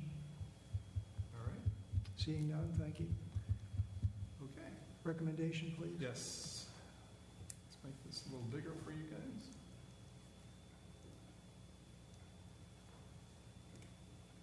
All right, so this is for the applicant, Michael and Pauline Salucci. The project address is 514 C Street. Historic property name and date is the A.O. Kafer Rental House. All 4 of those houses were A.O.A. Kafer Rental Houses, built circa 1914. It's a contributing structure. And in the 1988 Riverside National Register inventory description, it states, apparently built within several years after O.A. Kafer inventory number 10, purchased a large tract of land fronting on National Avenue and C Street. This 2-story double pile frame side hall plan house remains rental property, topped by a standing seam tin front gable roof with returns. The house features a 3-bay facade spanned by a 1-story full facade porch with Tuscan columns, square in section balusters, and a brick lattice foundation. A 1-story L extends to the rear with a narrow porch along the inner elevation, and a chimney rises to the right, west of the roof ridge. Windows are 2/2 sash. And Sandbeck did not talk about much in Riverside, including nothing about this one. So 514 C Street, the project is to include a new front stairway and handrail in the primary AVC and removal of chain link fencing and replacement with 4-foot-high wood fencing and gates in the primary and secondary AVCs. Staff submits the following historic district design principles and standards, also known as guidelines, as appropriate to this application. Fences and garden walls, 2.5.1 and 2. Design principles, 3.1.1. Entrances, 4.4.1 and 4. Wood, 5.2.1 and 2. Paint, 5.4.2, 3, and 4. Statements of reason based on the information contained in the application in staff's judgment are: 1, the structure is a contributing resource in the tight weave development pattern. 2, the project is the replacement of manufactured concrete steps and metal handrail with wood steps and handrails in the primary AVC, and replacing 4-foot-high chain link fencing and gates with 4-foot-high wood picket fencing and gates in all AVCs. 3, the proposed design components and materials meet the requirements of the design principles and standards. The zoning administrator and the chief building official have reviewed this project and commented accordingly. And 5, the project is not incongruous with the design principles and standards. And the HPC may want to consider the following conditions. Revisions to the application according to the changes agreed upon at the hearing shall be submitted by the applicant to the HPC staff for approval according to the design principles and standards prior to beginning the work. That's the end of our report. Okay. Members, you have any discussion?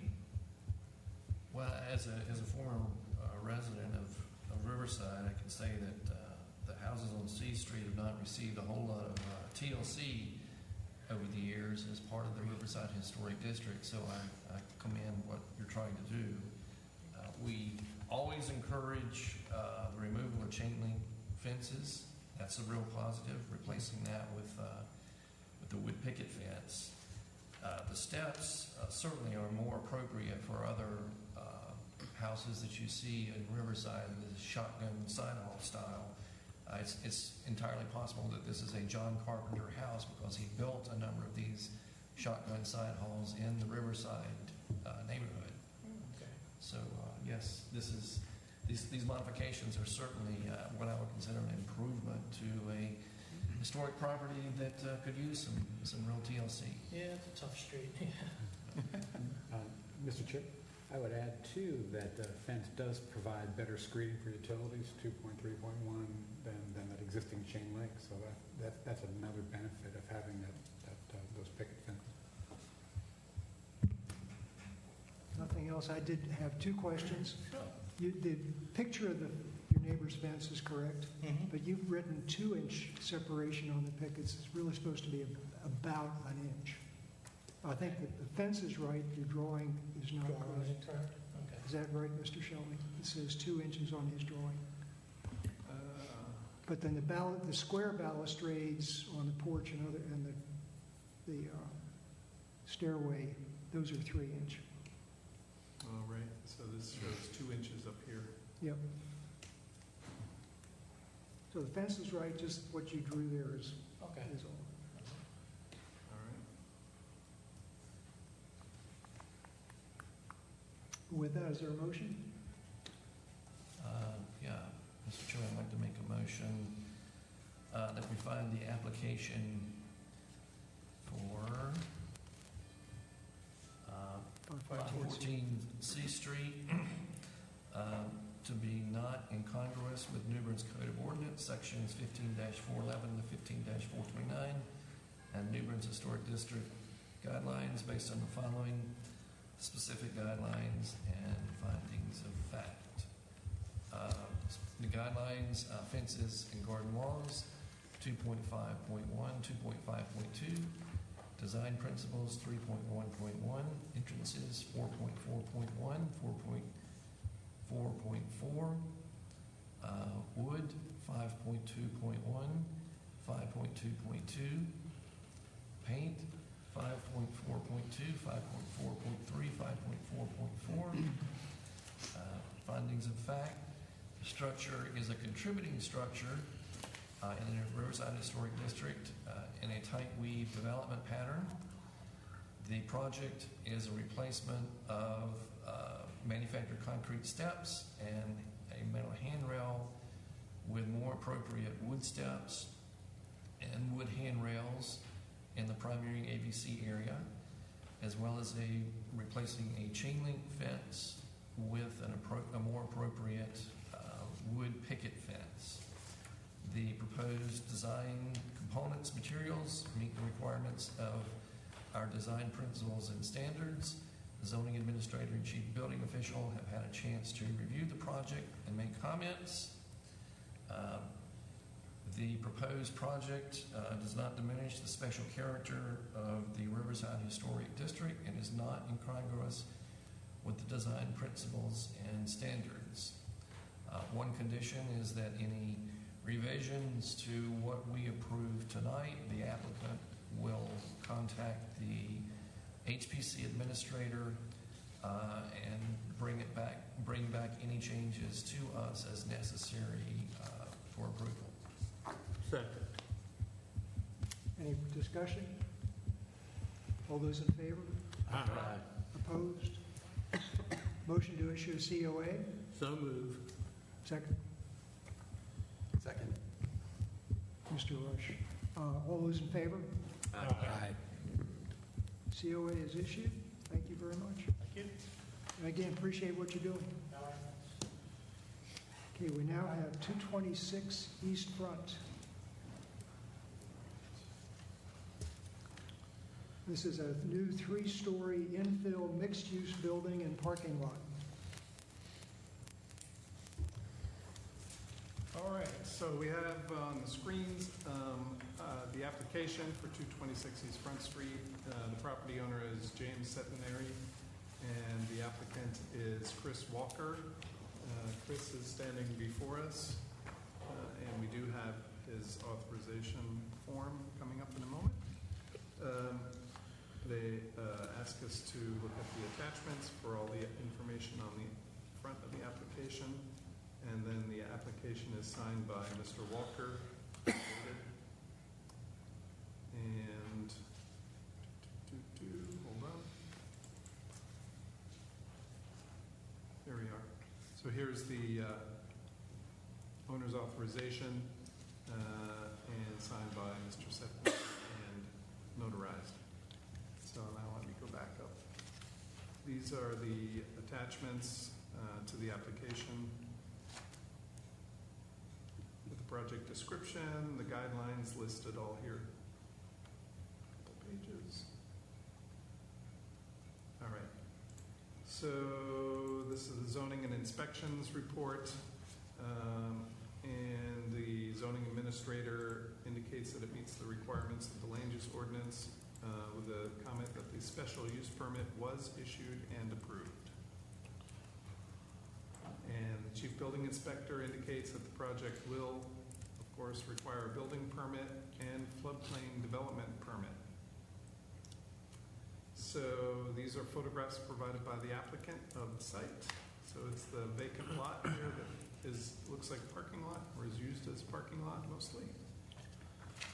And also to note is the building to the right here is a prominent historic building downtown. And then there are two other buildings off to the left here that, well, at least one that fronts on the site of this project.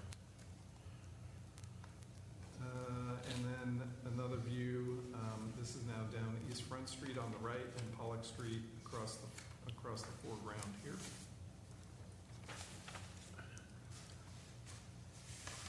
A view of the property closer up. You can see the showing the use as a parking lot, a little bit of space, grass, and then the sidewalk along East Front Street. And then this is also along East Front Street, looking back in the opposite direction, so looking north, in the parking lot on the right. This is now turned around again, looking south towards that prominent brick building, which you can see is now 3.5 stories, and it's also on a relatively high foundation.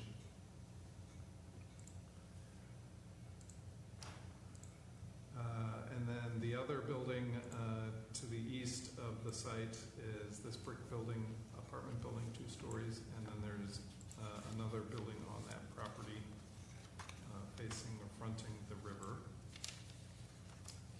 And so now this is a view of the parking lot and site area from the eastern end of Pollock Street, or the eastern, southeast, northeastern corner of the property.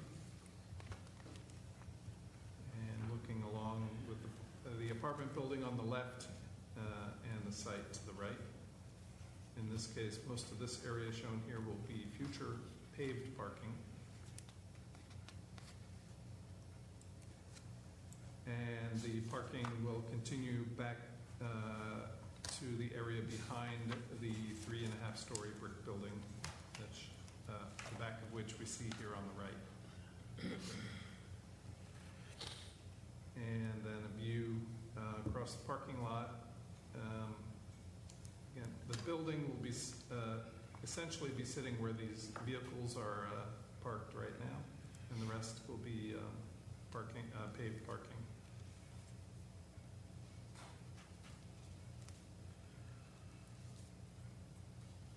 And then a view back from the southern part of the entire site back towards Pollock Street, showing the parking area, current travel parking area.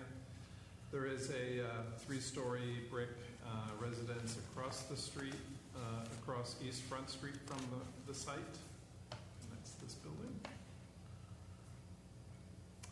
So this is a plan that was provided for this special use permit.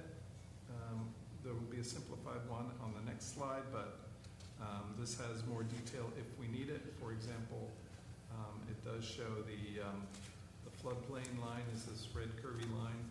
It also shows some topography, shows the full extent of the parking on this, and some of the paving around the property, et cetera, et cetera. This is just to show that there is quite a bit of detail on here for the same information. If we have any questions on any of that, that is on this more simplified, calmer view of the project site. So there we go. So now we can see more clearly. The building is here crosshatched in blue, and the main entrance is here at the top along Front Street, but there's also another entrance along Pollock Street, and the one along East Front Street is flanked by 2 sets of stairs, whereas the ADA ramp is now shown here, starting along the front of the property, along the side, and then enters into a side entrance here at the stairwell. There is another then that landing continues out to the rear of the property and is a set of stairs here into the parking lot. The entrance on the right-hand side, it also has a landing at floor height, so stairs at the eastern end of that as well, and then flat across this facade, and then to provide access to the entranceway here. But also note is that the design includes, shown crosshatched here, but it's an outdoor space along the front of the building, which is more like an arcade. We'll see that in the plans here in a second. And the same thing is happening along the back. And then we'll also, those are actually features of the front and rear elevations. The parking lot itself, just a standard parking lot with one planting island and 1 tree at the entrance, a dumpster with its enclosure, and it does actually connect over to the neighboring property at that end. So for the dumpster enclosure includes fencing like this, fencing design like this. 8 foot high, 8 foot high. Okay. Let's see. So let's see. Let me zoom out a little bit more on this. So here we can see that same floor plan I was just describing. The arcade on the front has, you can see 3 pairs of doors in the exterior to interior wall, the exterior wall along this facade, and then the arcade is such, or at least I'm describing it as such because these 4 white rectangles represent openings in that wall. And same thing on this side, 1, 2, 3, 4. And there is a large opening in front of the center front doors where we have the stairway. And then on the back, similar, except we have 4 single doors. And then the arcade is a regular sequence of openings: 1, 2, 3, 4, 5, 6, 7, 8, 9, 10. All right. The entrance on Pollock Street has double doors.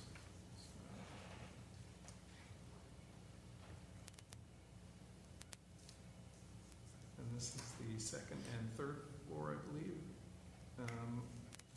So if we need to reference this at all, but, or just the second floor. So the third floor maybe has slightly different design, but again, the roof. So on the roof is, roofing is to be all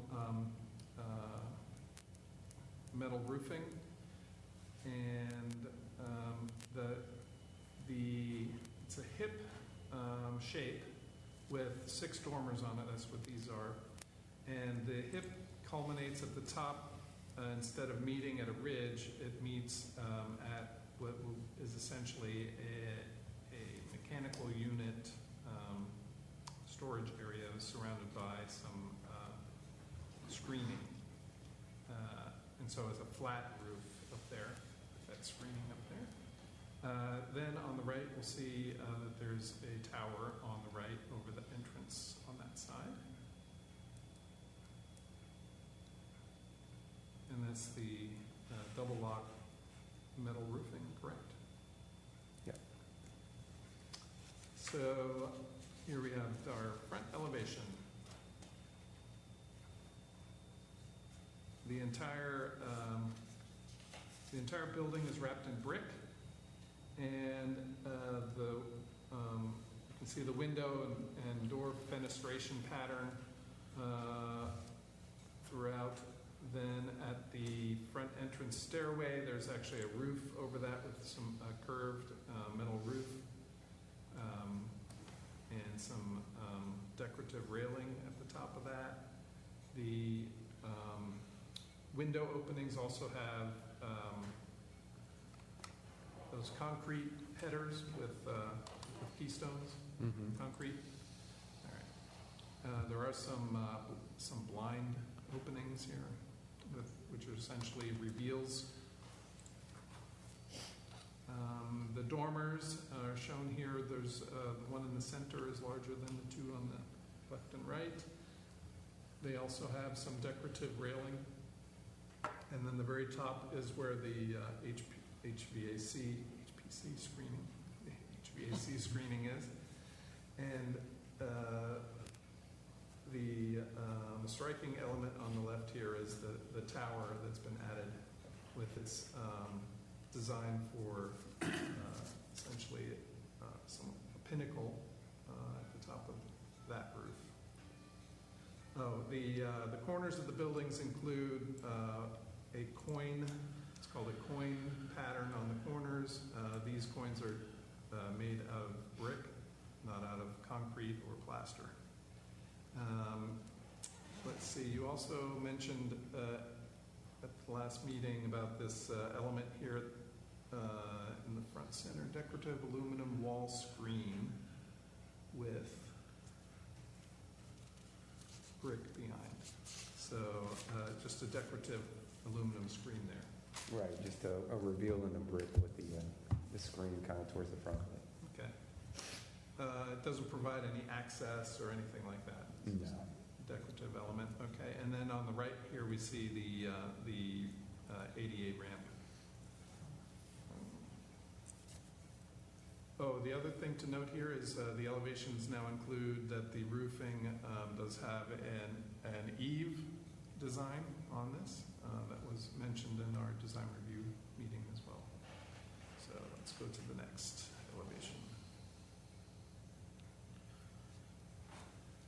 So this is, oh, I'm sorry, I did miss one thing.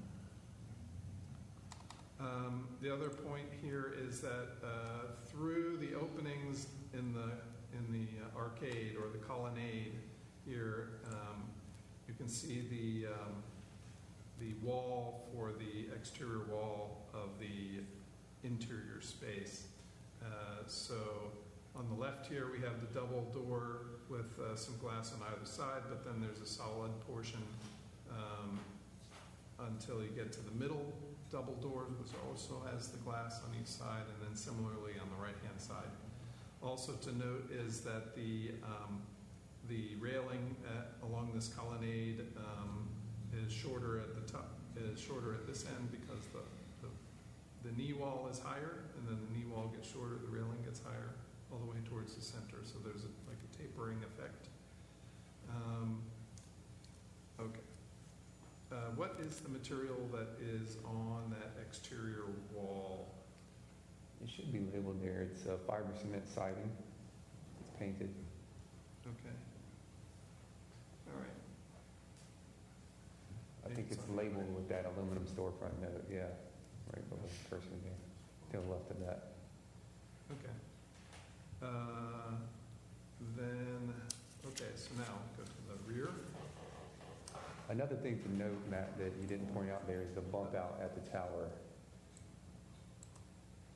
Oh, okay. On the left side of the building, we That's have right. a We have bump out. also some reveals there as well. So you have, the note says that both this surface and the vertical surfaces are revealed. So we go in an inch or so for the larger area and then another inch or so for the vertical pieces. Correct. But I'm talking more about lower on the left side of the building there. Down here? It actually protrudes out more now. It's a stepped That's kind right. of walk through Okay, that you can. you added this like balcony essentially. Mhm. Right. I saw that on the rendering. Okay. And we'll see that when we get to that elevation as well, but you can't see how deep it is on the elevation. So the rear has essentially all the same features that we had on the front, minus the stairway down the middle, right? And they're single doors, not double doors on the first floor. These other windows on the second and third floor, these are actually doors that swing open, and this is what's called a French balcony, or can be called a French balcony. It's essentially, the doors are essentially flush with the exterior wall. You can open them in, and there is a railing there so that you can stand at the opening. So there's 4 of those on each of the front and the back, I believe. Windows are all vertical orientation. We have sets of 3 here in the middle on this side. Nothing else. Oh, well, the dormers are different here. These are just, instead of the little small windows like on the front, these have the aluminum louvers, I suppose, for ventilation. Okay. All right. That one's all the same.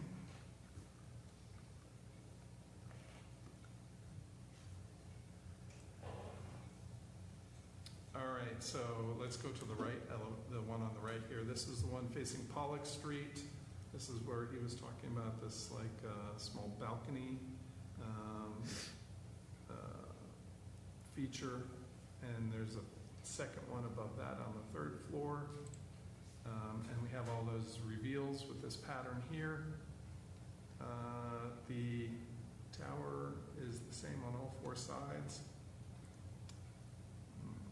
We have a small metal roof down here at the 1st floor over the actual entranceway.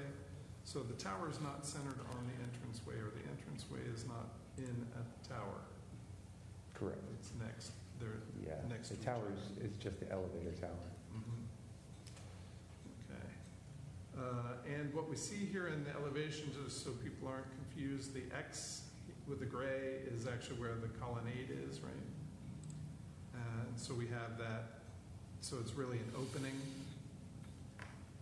And same on the back. Now, on this other side that faces the neighboring 3.5-story brick building, this is the stairway tower here with the emergency egress door and also the entrance for handicapped access, I suppose. And otherwise, all the same kind of things, except that the arcade is not open on this end because it would be a bit of a drop. We have this little object here is a pre-finished aluminum overflow scupper, and all the rest of the things are the same. Okay. Well, we do see this is the downspout, I guess, for this side. Correct. Right. So we do have gutters all the way around. We have a gutter on this end a downspout that comes down this side along Pollock Street. We didn't have any along the front. Do we have some along the front? We do. The back? Oh, okay, sure. That's what these vertical elements are here. 1, 2, 3, 4 downspouts. And then also on this side. 2 in the front. 2 in the front. 1 and 2. Okay. What kind of material are those downspouts? Yeah, what color are they? Thinking aluminum, not sure of the color. It'll match up with the gutter and the roof. And so we have here some details, mostly more information than we need. However, it does indicate some important ones. The structure is primarily, the foundation is primarily a concrete masonry wall that is faced with brick, and then a concrete slab is poured on top of fill. That becomes there is no basement, there is no crawl space, and so it's solid underneath the first floor. We do have some details on explaining what they mean by decorative metal guardrails. They're more than just square and section spindles. And we have some details about the construction of the newel posts, and I guess you can now see the coin work here as well. So, let's see. There we go. There's some more details on that. And that was a closer up view of the decorative rail spindles for the railing, handrails.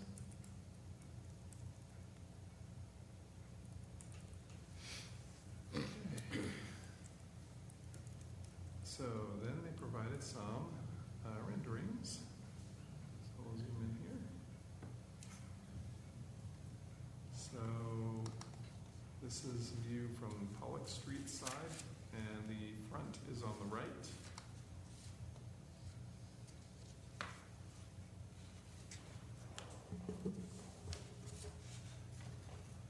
So, I guess now in this view you can kind of see those balconies I was mentioning, that they aren't true balconies because there's no doorway or anything, but I see that on this one it has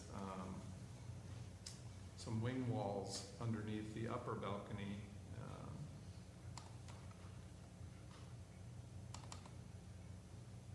Then the building is shown here in relation to the neighboring building, and you can see it seems like it's even a little bit shorter than that one. And you also now see the importance of the eave on the design. You can also get maybe a better idea of the entrance construction there. Oh, and some 2 rows of highlighting brick.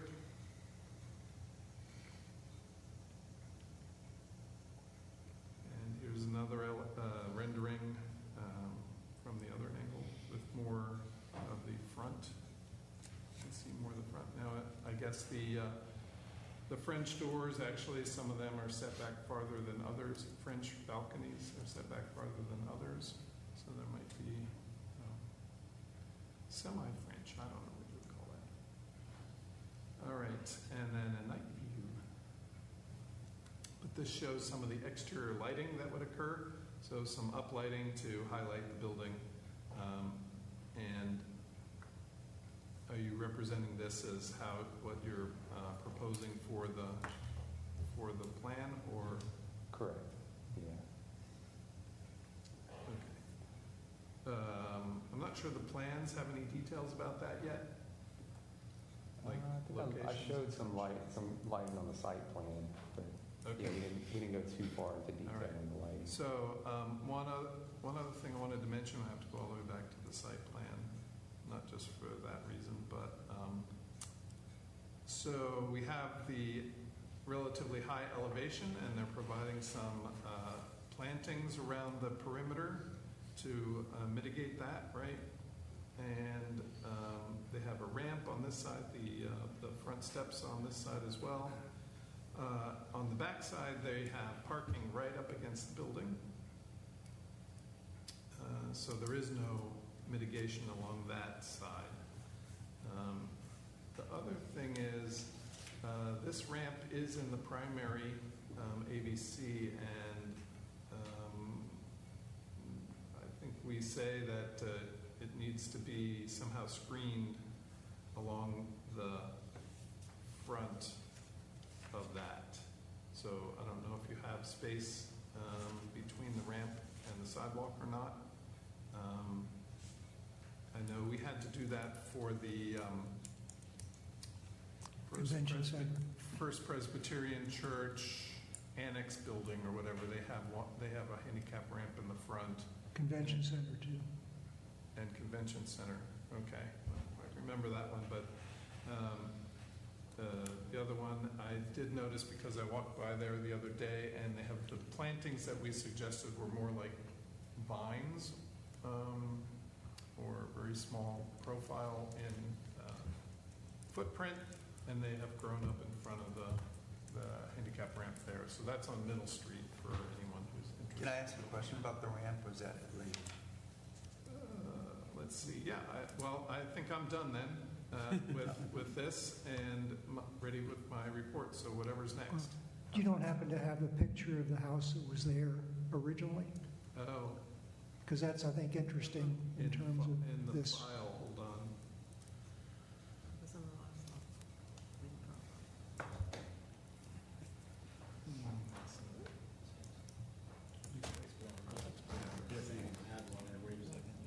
You could ask if he has anything to add. Yeah. Chris, anything you want to add? I think you covered it pretty well.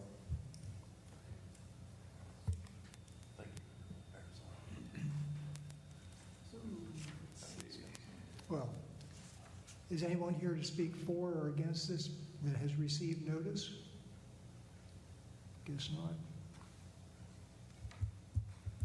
Let's see about this. Well, Matt, whenever you're ready. Okay.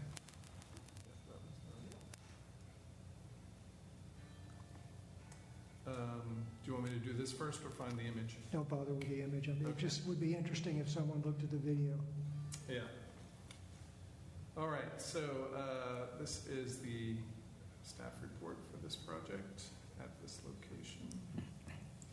226 East Front Street. The owner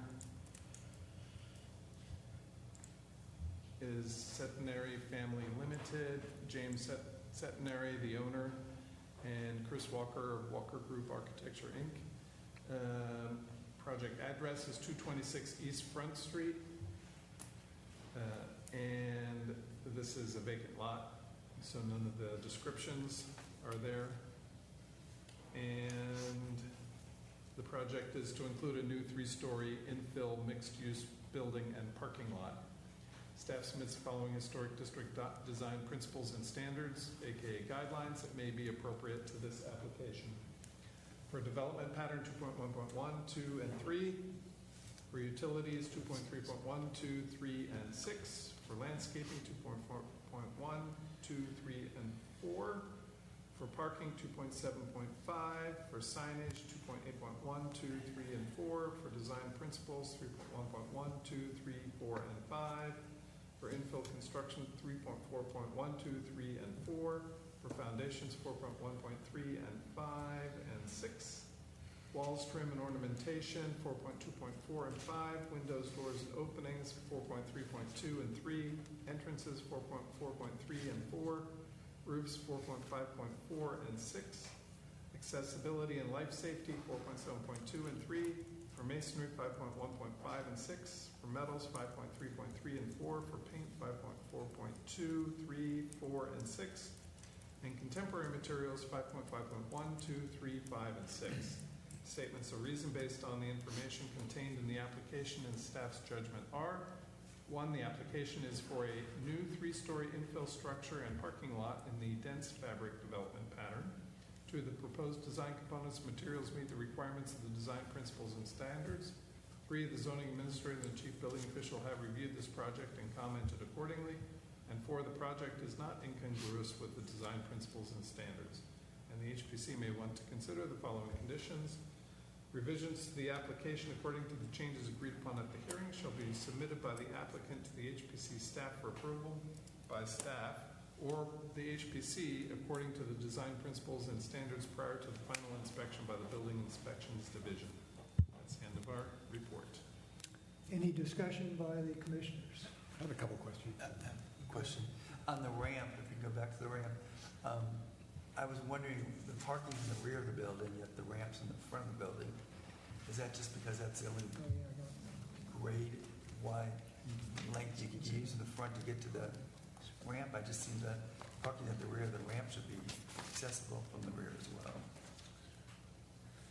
Yeah, we just didn't really have a good way to get the ramp on the backside of the building there. You have to go all the way around to the front. Yeah, I know it's kind of a long path to get to, but there's really not a good way to get the ramp on the back of the building. We'd have to do a lot of rearranging and pushing the building around to make that work. There is a staircase there. Could you use that staircase? Could one of those staircases be a ramp? Or not enough space?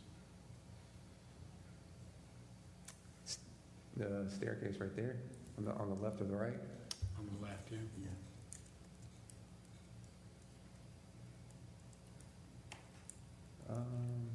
Go all the way to the river. Yeah, if you're talking about a straight run, I mean. So one factor is that there is a little bit of slope to the site, so that at the top of the drawing is higher than the back, than the bottom. So the ramp would even have to be even a little bit longer than you would see on that goes around to the front. So, I mean, they could snake it around, I suppose, but then they lose their parking. Yeah, well, I mean, we have to have that flat section to get out of the stair there on the left side of the building, so that needs to stay. The exit from the stair. Mm-hmm. Now, that would have, if I may, would that have been part of the SUP review process? Okay.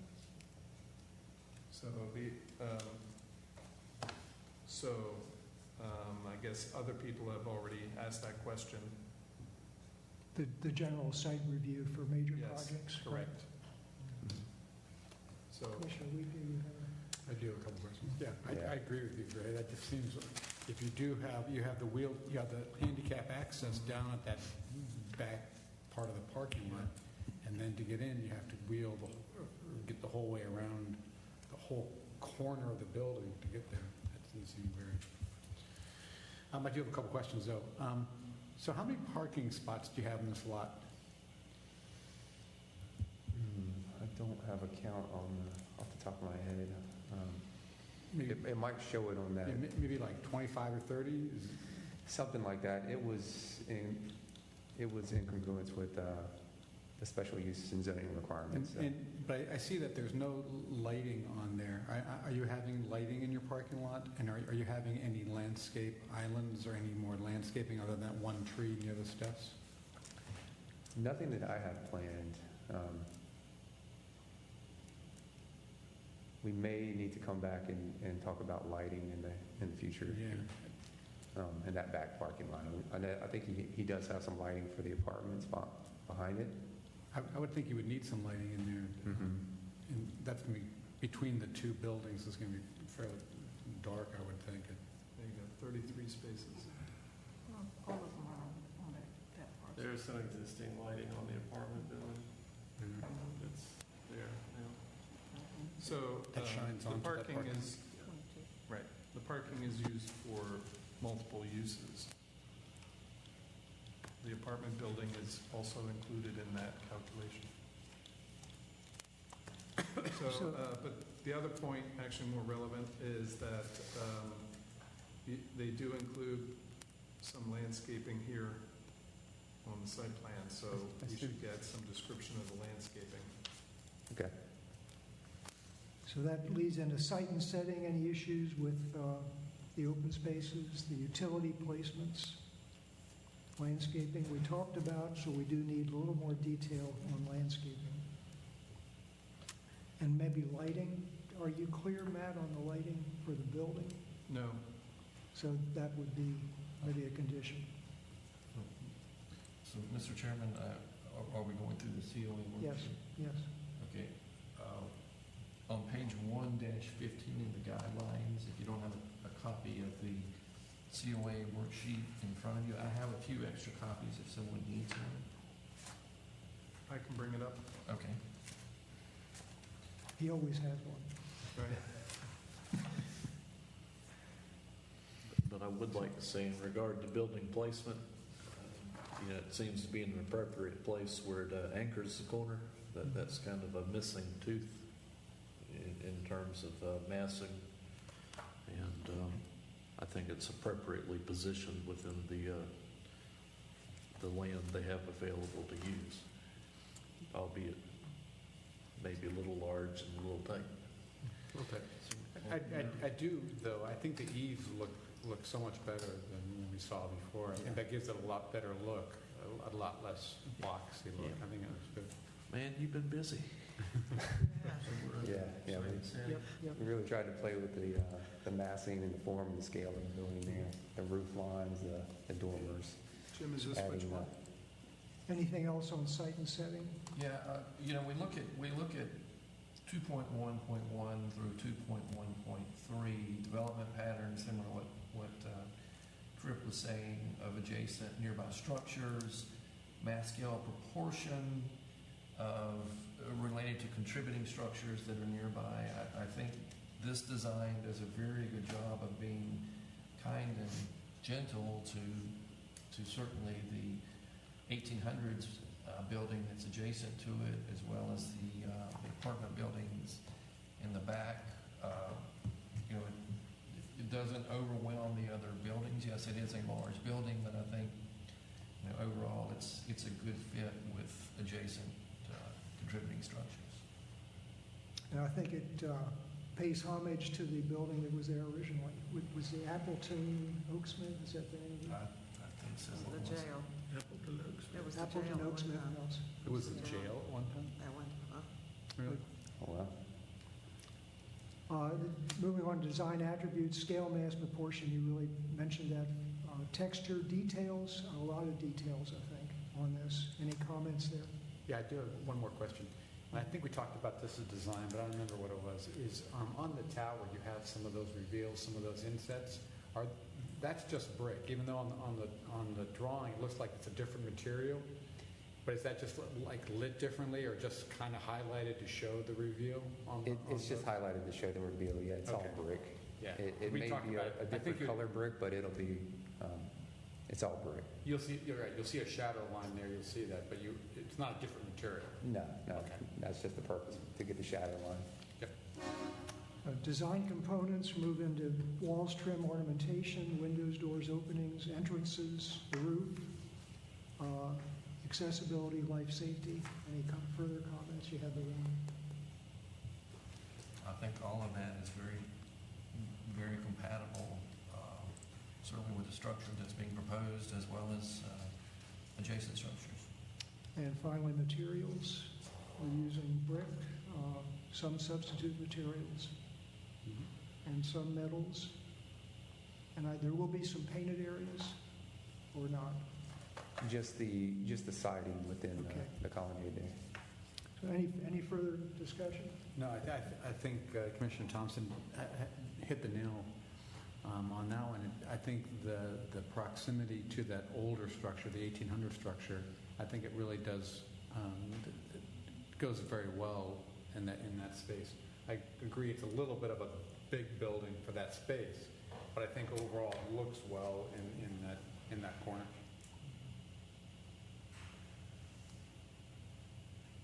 Yeah, Chris, I think you did well exploring the overhang eave comment. I hadn't had a chance to look at the previous rendering, but I can tell from the current one, I think it makes a pretty big difference of softening the appearance on the street from what you can see, and also brings into focus a lot of the articulation and details you've integrated in the facades. Yeah, it's less of a massive wall there now. Yeah. So I think we're just here, we might have some questions ultimately for later about lighting and landscaping. Okay. So with that, is there a motion?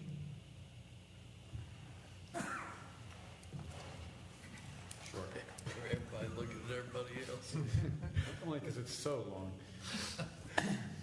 I move to find the application for the project at 226 East Front Street to be not incongruous with the New Bern's Code of Ordinances, sections 15.411 through 15.429, and New Bern's historic district standards based on the following specific guidelines and findings of fact.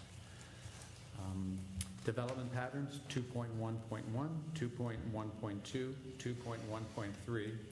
Utilities 2.3.1, 2.3.2, 2.3.3, and 2.3.6. Landscaping 2.4.1, 2.4.2, 2.4.3, 2.4.4. Parking 2.7.5. Signage 2.8.1, 2.8.2, 2.8.3, and 2.8.4. Design principles 3.1.1, 3.1.2, 3.1.3, 3.1.4, and 3.1.5. Infill construction 3.4.1, 3.4.2, 3.4.3, 3.4.4. Foundations 4.1.3, 4.1.5, and 4.1.6. Wall trim ornamentation 4.2.4, 4.2.5. Windows, doors, and openings 4.3.2, 4.3.3. Entrances 4.4.3 and 4.4.4.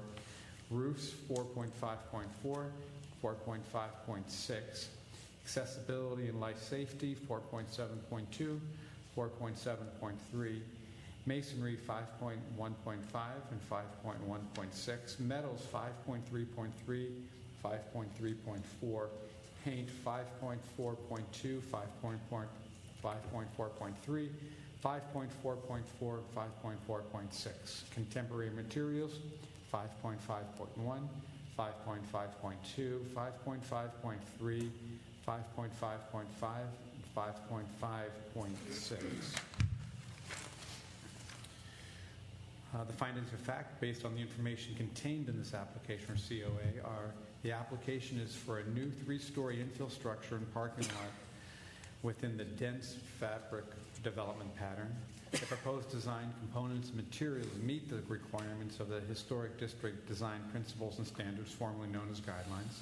The zoning administrator and chief building official have reviewed this project and commented accordingly. The application is not incongruous with the Historic District Design Principle and Standards, with the condition that additional details be submitted to the HPC administrator regarding building lighting, parking lot lighting, and landscaping on site, and that any changes to the design be submitted to the HPC administrator prior to the beginning of the project. Second. Any discussion of the motion? All those in favor, say aye, please. Aye. Opposed? Motion to issue a COA? So moved. Second. All those in favor? Aye. COA issued with those conditions. Okay. Thank you guys so much. Yep. Thank you very much. Great project. Appreciate it. Okay, next we have another project to be continued, 206 to 208 Metcalf Street, excuse me, is asked to be continued to the September 17th, 2025 meeting. Mr. Chairman, I make a motion that we continue this hearing for 206 to 208 Metcalf Street to the September 17th regular meeting in this room at 5:30. Justification is the applicant has requested that it be continued, and we always try to accommodate the applicants. Second. So moved. Motion and second. All those in favor? Aye. Opposed? Okay. All right. We have some old business, 726, demolition by neglect, presentation and discussion and consideration. We reviewed this briefly at our last regular meeting, and we discussed it then at the design review meeting, and we had an opportunity then to each look at the project, the property, and make our own assessment of the condition of the property. So with that, Mr. Shelley, if you want to provide what Development Services considers the situation. Sure. So essentially the issue for this evening is for the HPC to determine two things. First is whether or not the project still constitutes a demolition by neglect case. And secondly, then, if so, if you would like the process to proceed, the prevention of demolition by neglect process to proceed to the next step, which is to invoke or to petition the chief building inspector to begin his portion of the process. And if you would like, I have photographs, I have the summary of the process to date overall for demolition by neglect projects, and then also the process to date for this project. Okay, let me very briefly go through what steps he's alluding to. In order to get to this point, a complaint form was submitted on this property. A status report of the complaint investigation was mailed to the complainant, and the property owner was notified of a potential violation.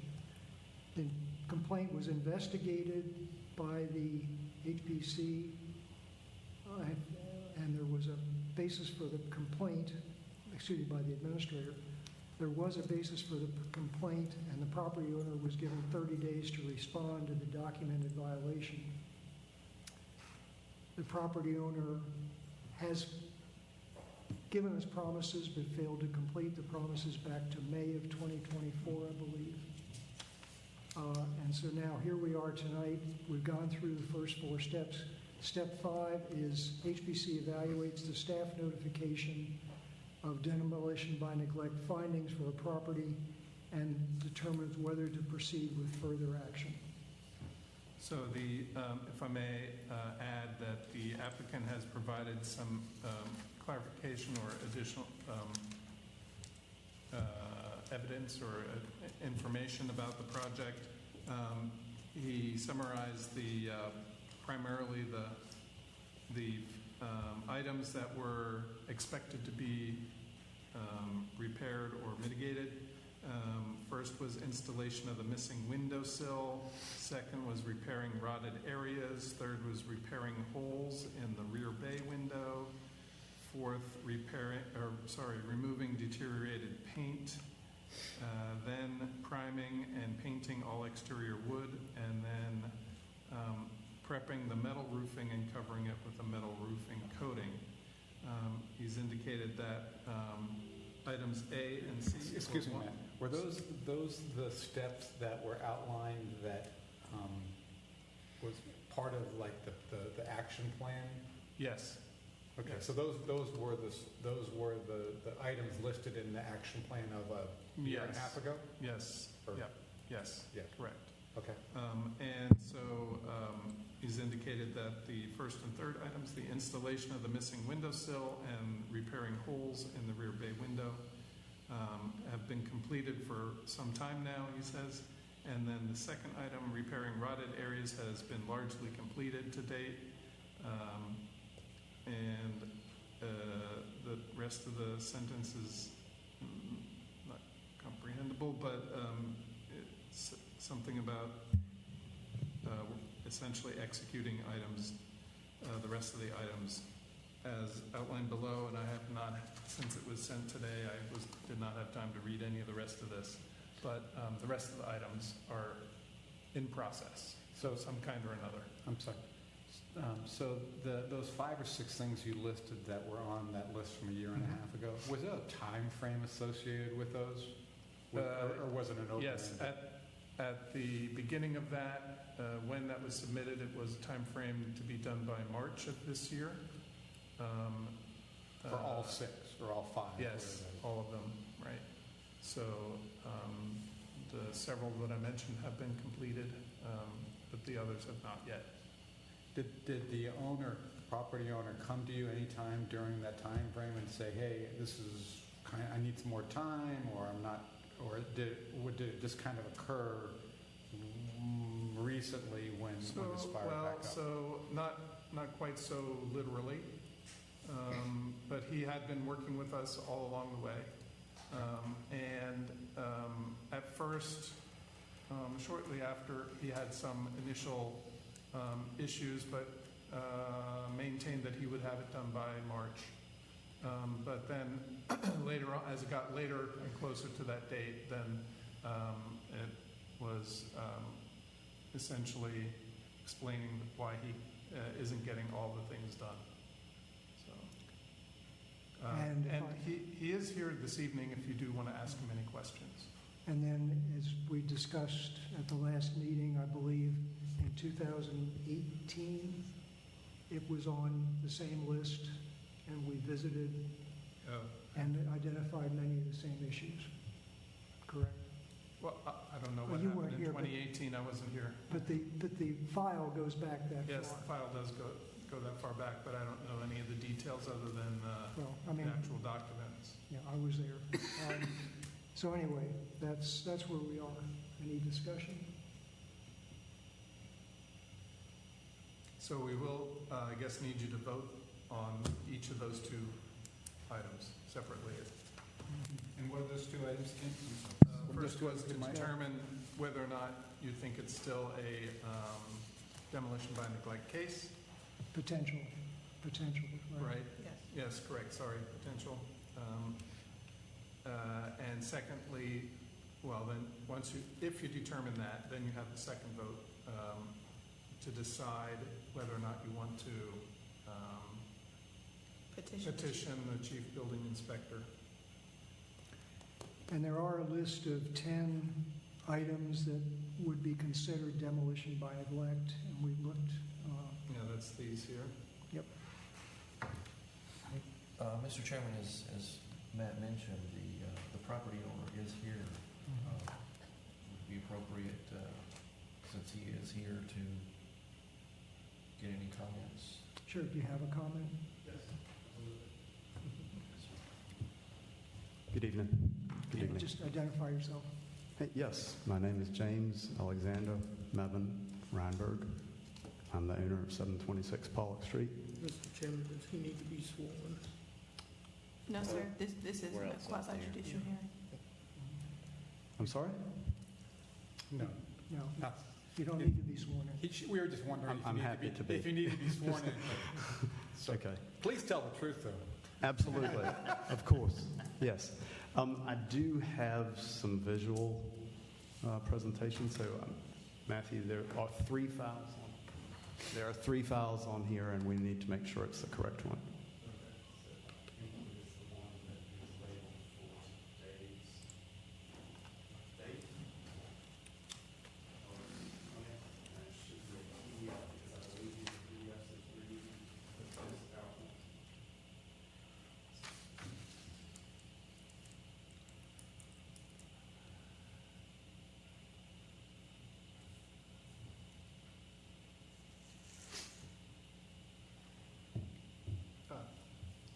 There's 2 PDFs and 1 PowerPoint. Oh, all right, dated today, yes. Okay, great. I'm not sure that the entire... We'll adjust. I do not want to wear your patience out, but I do want to talk about this building. As we've noted, it's previously, I think Tim brought this up Mr. Thompson brought this up last time. It's one of, I believe, 14 buildings that are noted in the earliest era of surviving buildings in the National Register nomination for the district. Again, 726 Pollock Street. So what I'm trying to show here, and I may need Matthew's assistance with pointing at various things because I'm not sure how that magic light that you had worked, but we'll see. So these are some drawings that we kicked up very quickly quite recently, and we're not showing the footing to the building, but simply the wooden element, since that's what is of concern. And we have not delineated boards. It was just wanted you to get a sense of the evolution of the building. So this is fairly much what we see today, the western elevation, which is Bern Street. If we move to the next image. And so the front is to the right. Yes, exactly. So south is to the right. Now we've come around, we're at the east elevation, so it's a very small space between the 2 buildings at this point, approximately 15 feet. And if I'm too close to this, it sounds like I might be. Yeah, you're fine. Okay, thank you. So in this case, South and Pollock Street are off to the left-hand side. Yes, exactly. All right, if we go to the next one, this is going to be a bit of a surprise to excuse me, this won't be a surprise. This is the Pollock Street elevation. The dotted lines represent the circa 1930 small colonial revival portico. The next one may be a surprise. Okay, this is an approximation of the original appearance of the building. This is based on what we call building archaeology evidence. Portions of the siding were off in 2009. Yeah, 2009. And at the second story level, approximately where that porch floor level is, there are a series of joist pockets in the sill for the second level. Due to various nail placements and a door threshold up there, it's evident that that was there from the time of construction of the building. Mr. Reinberg? Yes. Tell us, this is supposed to be the front facade? Correct. This is the 720. This is the Pollock Street facade at its approximate original configuration.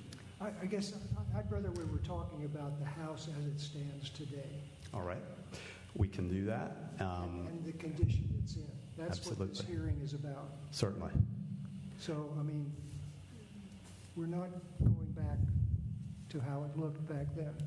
So, Matt has the pictures. We know what it looks like. I would ask that at the informal design review meeting, you personally said, let's save this for the hearing. No, we have to do it at the hearing. We can't do it at design review. But we're not getting anywhere about the condition of. All right. Can we skip forward a few? Would that be all right? Yes. Thank you. How far do you want to go? Just go through all of these drawings that are not of interest, and we'll get to the place where we need to be. Just keep going. That's not this building. Keep going.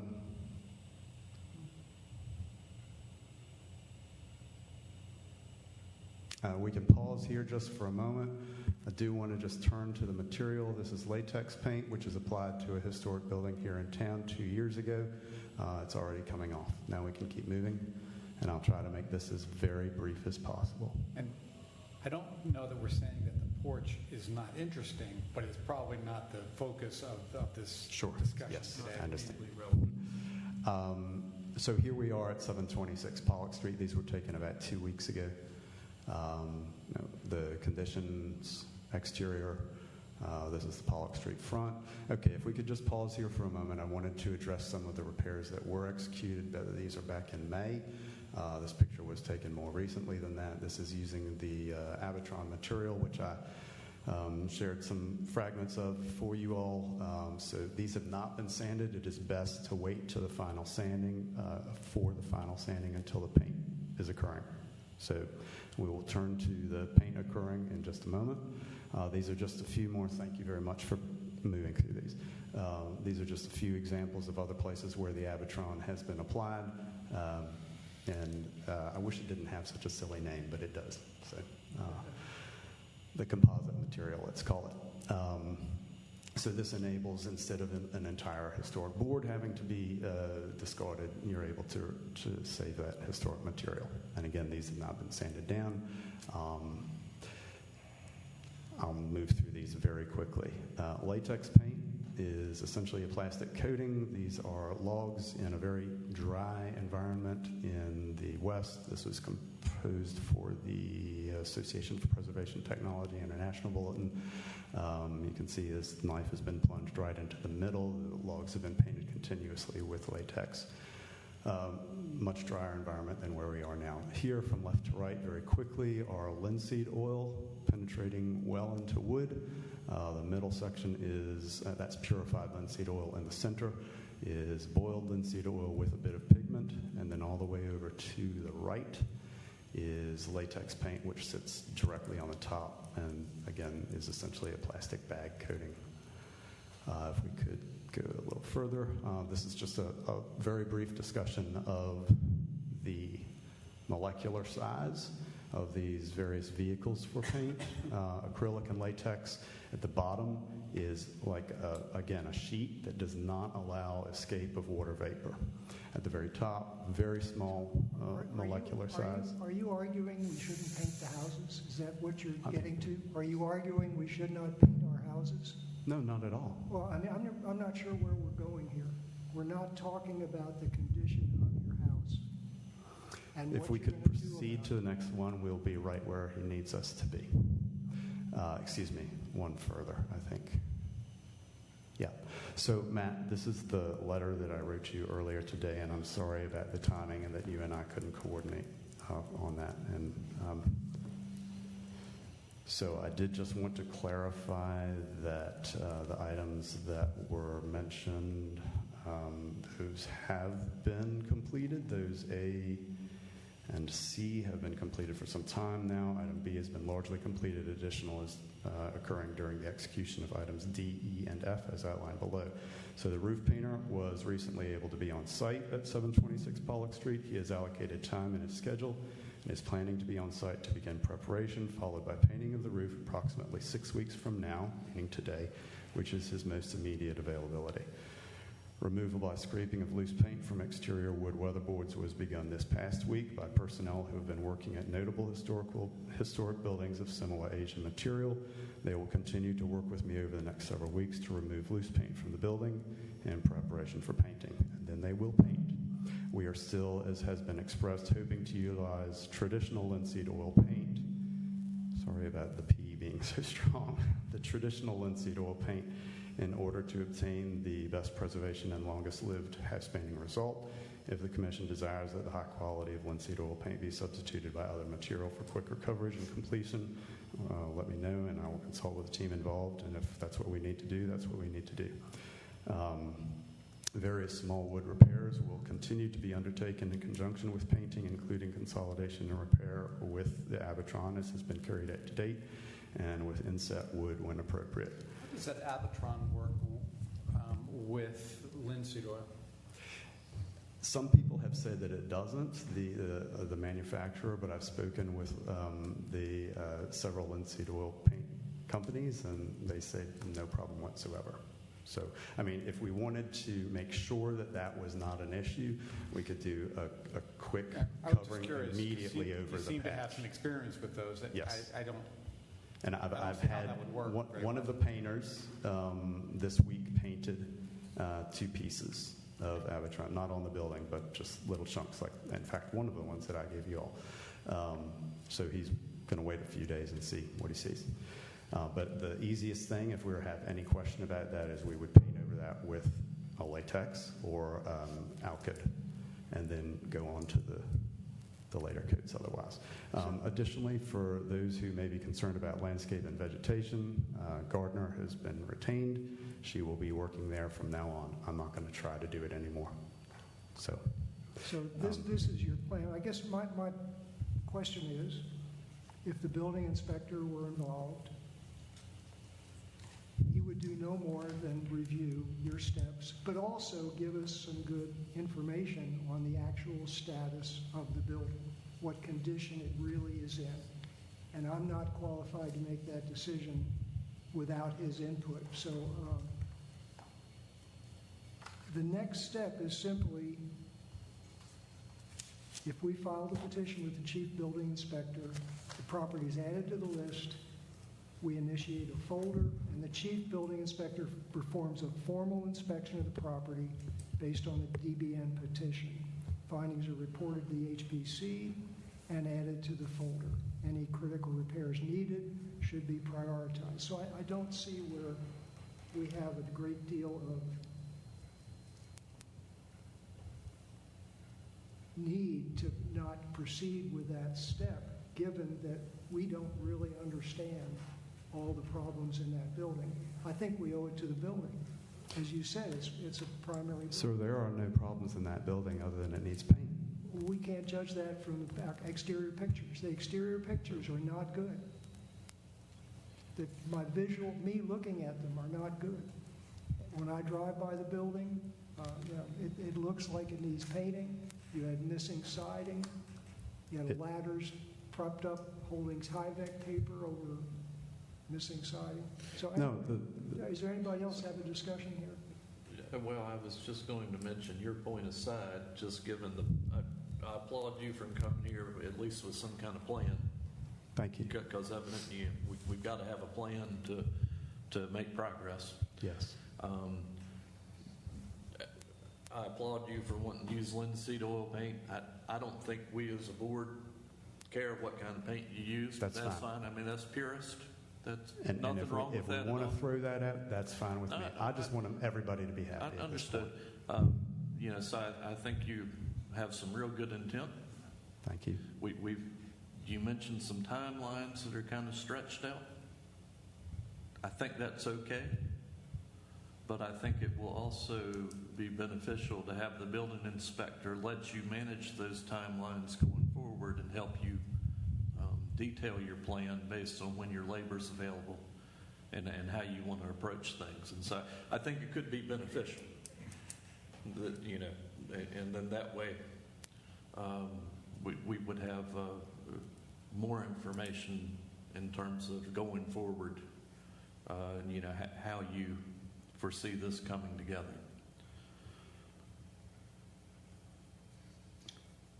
So I thank you. Yeah. First. I'm so sorry. Thank you. Also, I wanted to thank you for your courtesy last week or 2 weeks ago when you invited me to the table. So thank you. We're here to help. So I think what I've outlined here as far as the schedule, if we call it that, is I have not added it all up, but it seems to me that we're talking about everything done by at some point in November. Now, I cannot control Mr. Lupton's schedule and the weather. Kind of in the business, I understand. Yeah. I understand also that trade work for historic buildings isn't exactly something you can go to the grocery store and buy right off the shelf. Correct. But I think the one thing you plan does lack are some specific milestones, and that November date may move around.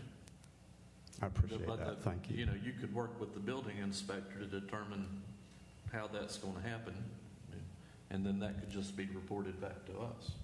And so in a way, although it sounds like a negative thing, I think it's a positive thing if we move forward together as a team and kind of work to tackle the problem. Because the bigger picture is once you complete the 5 or 6 things, you're out of here. Correct. That you're no longer and there are probable demolition by neglect. There are only 2 of those items that are lacking, and that's paint the sides and paint the top. Yeah. So that's kind of my thought. when you were asking for discussion. The building inspector will work with you, not against you. So, I mean, it's really just those issues you're raising, he will be more adept at understanding them and dealing with them and giving you alternatives than we are as a group. Mr. Chair, in the spirit of being helpful, I think that the property owner has admitted this evening that there's still work yet to be done to remedy some of the issues that are of concern that have been highlighted and communicated over the past several weeks, months, years. So I think this may be a good point in light of that comment for you all to make a determination about whether this property is potentially undergoing demolition by neglect. And I guess I was going to echo a similar thought, and that is, I think we appreciate you coming in. I think everything you're doing makes a lot of sense, but that time frame seems to travel a little bit on getting some of these things done.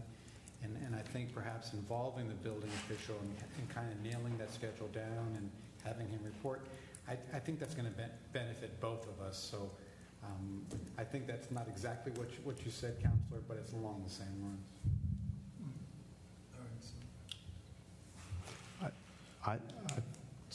So let's see, we have two decisions to make, and I think the first was, do the repairs need to be made?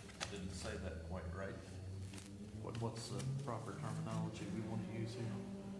I think the determination is whether or not the potential for demolition by neglect exists. Right.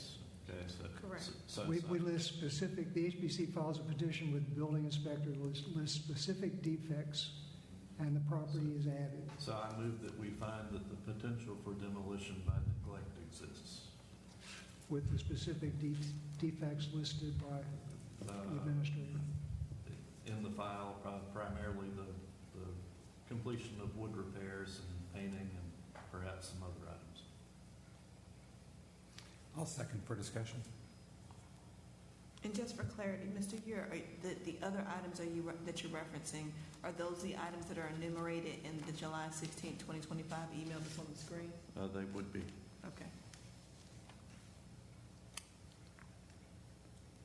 So any discussion of the motion? Well, wait a minute, I want to see. Matt, where is your list and determination? Those items were Matt's. Yeah. Those were lifted directly from Matt's email. Mr. You're referencing, for clarification purposes, the August 20th, 2025 email that's on the screen, and the other items you reference are enumerated as A through F? Is that what you're referencing in your motion?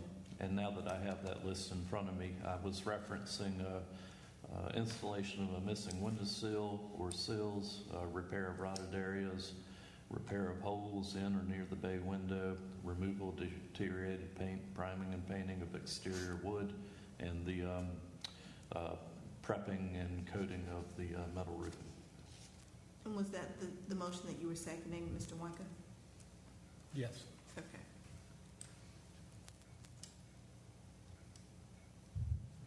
So any further discussion?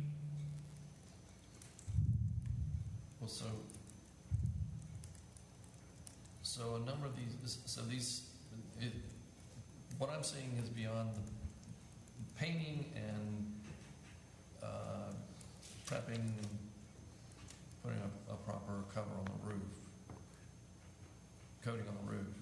Well, you have if you want me to read, the deterioration of exterior walls, foundations, or other vertical support causes leaning or sagging. Right. I'm familiar Any with exterior feature so to admit the creation of any hazardous or unsafe condition to life, health, or property, other property. Deterioration or crumbling of exterior plasters or mortars. Ineffective weatherproofing are all the conditions in demolition by neglect. When is this communication from? These enumerated points, these are from when? That's the ordinance. Oh, that's the ordinance. Okay, thank you. So that's just generally speaking, those aren't necessarily an application to my building. No, that's thank God, because some of them don't look very familiar at all.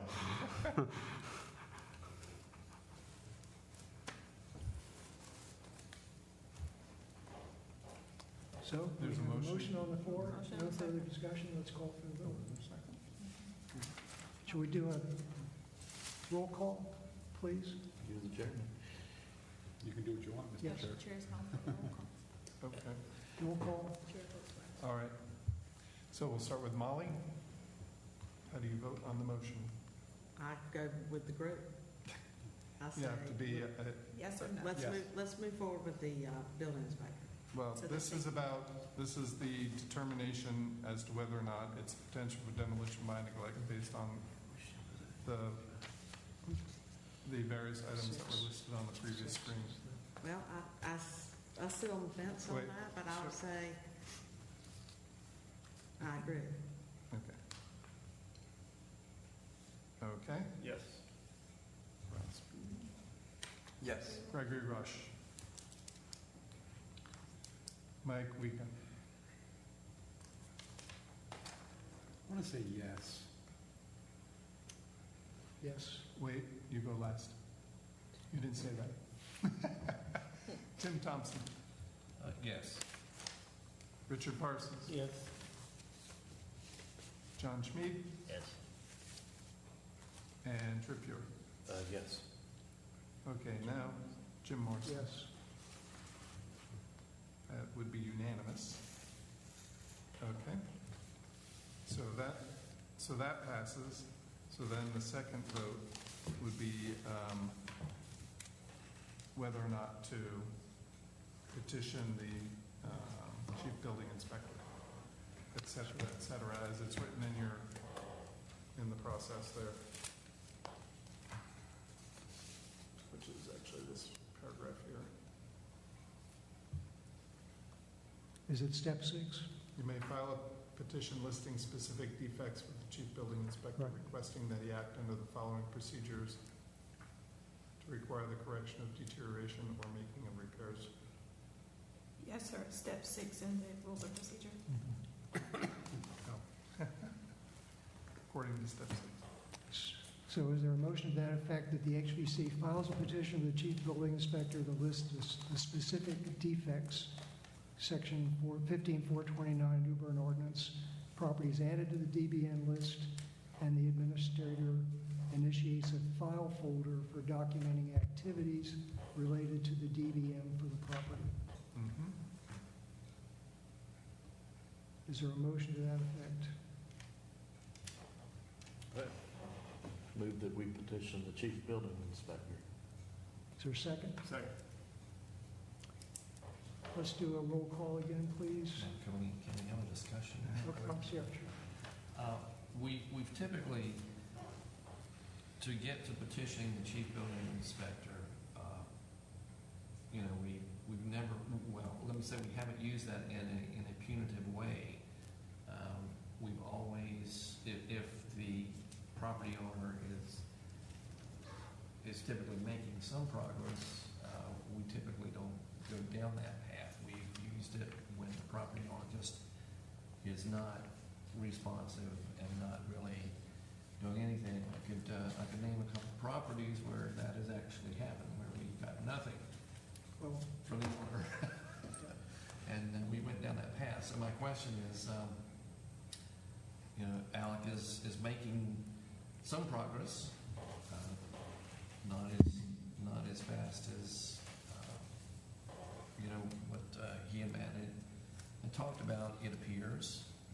So my question is, do we want to give Alec, a chance to move forward with the roof and with the painting, the understanding that it doesn't have to be done next week, not necessarily next month, but there needs to be some progress with this over the next few months.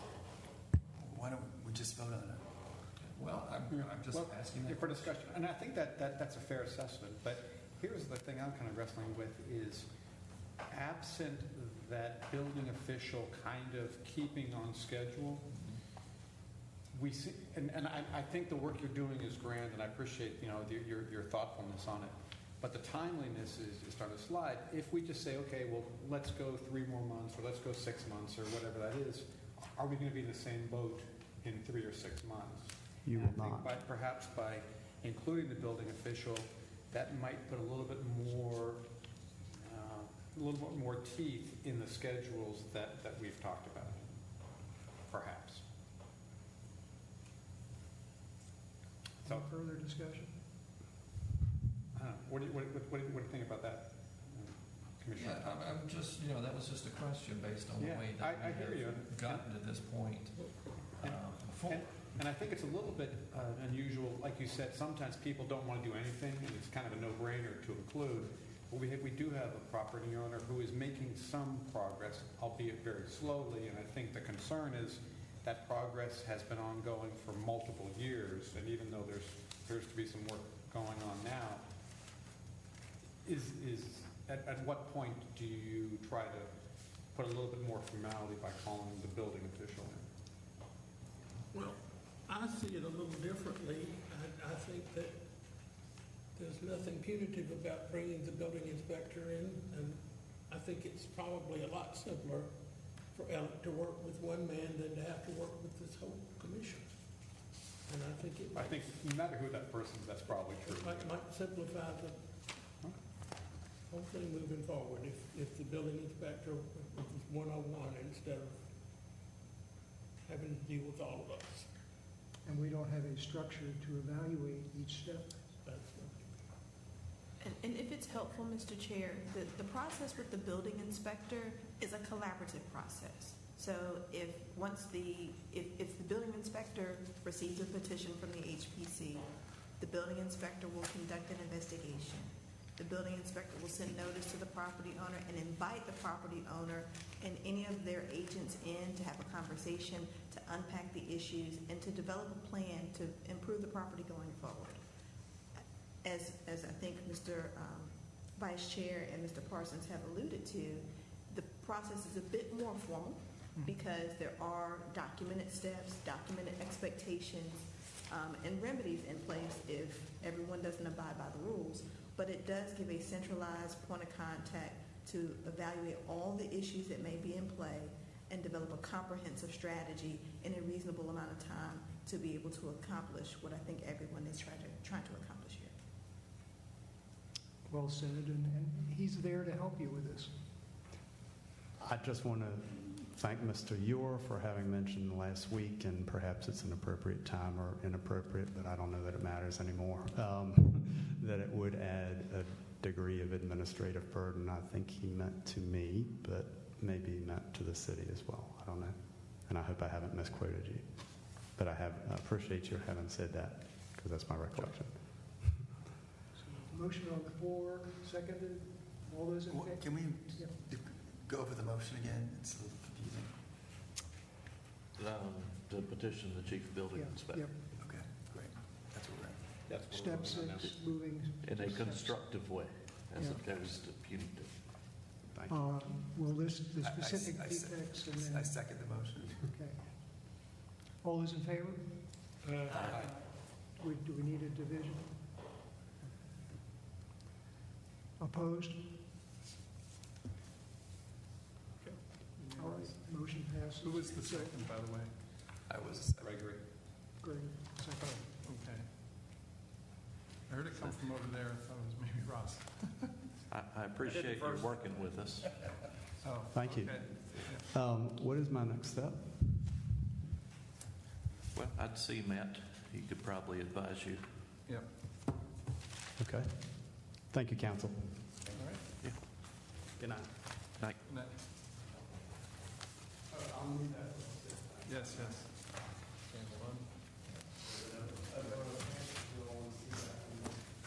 So moving on with new business, according to Mr. Shelley, we do not have new business tonight. Is that correct? One second, please. Hold on. There we go. Yes, please. Go ahead. Hi, everyone. I know most of you, I see a couple of new faces. I just wanted to introduce myself. I am Jessie Rue. I am the Director of Development Services. I work very closely with Matt every day. And Matt and I have been going through a lot of our HPC processes and how we're doing things and comparing them to how they're done in other places and looking for ways that we can make some improvements. And one of the things that has really surfaced lately is that not having a hard deadline for submissions to the design review is causing a lot of administrative burden on him. And so him and I have been putting our heads together along with our Assistant Director, Robert Goff, and trying to find ways to remedy that. So in the next couple of months, maybe even sooner, we're going to be initiating a hard deadline for cases that are going on your design review so they can be properly packaged. And we're still kind of looking for the right balance to being accommodating to the public. So it may be that we're changing the ways the agenda looks a little bit of things that have come in on time and are complete. The way that we operate with other boards, we don't necessarily take your application to send it to our design review committee or development review committee until it checks all of the boxes. And then also still maintaining the ability to kind of have your walk-ins and question and answer sessions, but separating those not to make that so burdensome on our staff. The next thing we've been looking at is a few years ago when I got here, we reimagined all of our processes and created a centralized submittal date and then a calendar for the whole year of how things track through the development process. And in the case of the HPC, when we have these items that come to design review and are moving to the next meeting, they do it so much faster than any of our other boards that we work with, and we work with 6 boards in my department. So we are looking at, for the next calendar year, setting up a timeline that gives him a little bit more control over how to move things through the process. Because right now, in order for things to track through, once they get through that design review, the way the calendar is set up, staff only has 2 days, and by staff I mean one person right now, to flip all of those items, make sure they're properly noticed, send out the letters, make sure the sign goes up, get ads in the newspaper, and then start on all of those reports. And that is just, although it's historically been done that way, not a realistic timeline with the volume of cases that you all look at. The next thing I wanted to mention was several of you got an email from me today. I will be attending the next design review meeting and kind of leading a discussion and getting our ideas together on the best way to go through our standards and guidelines update. I've been following everything going on.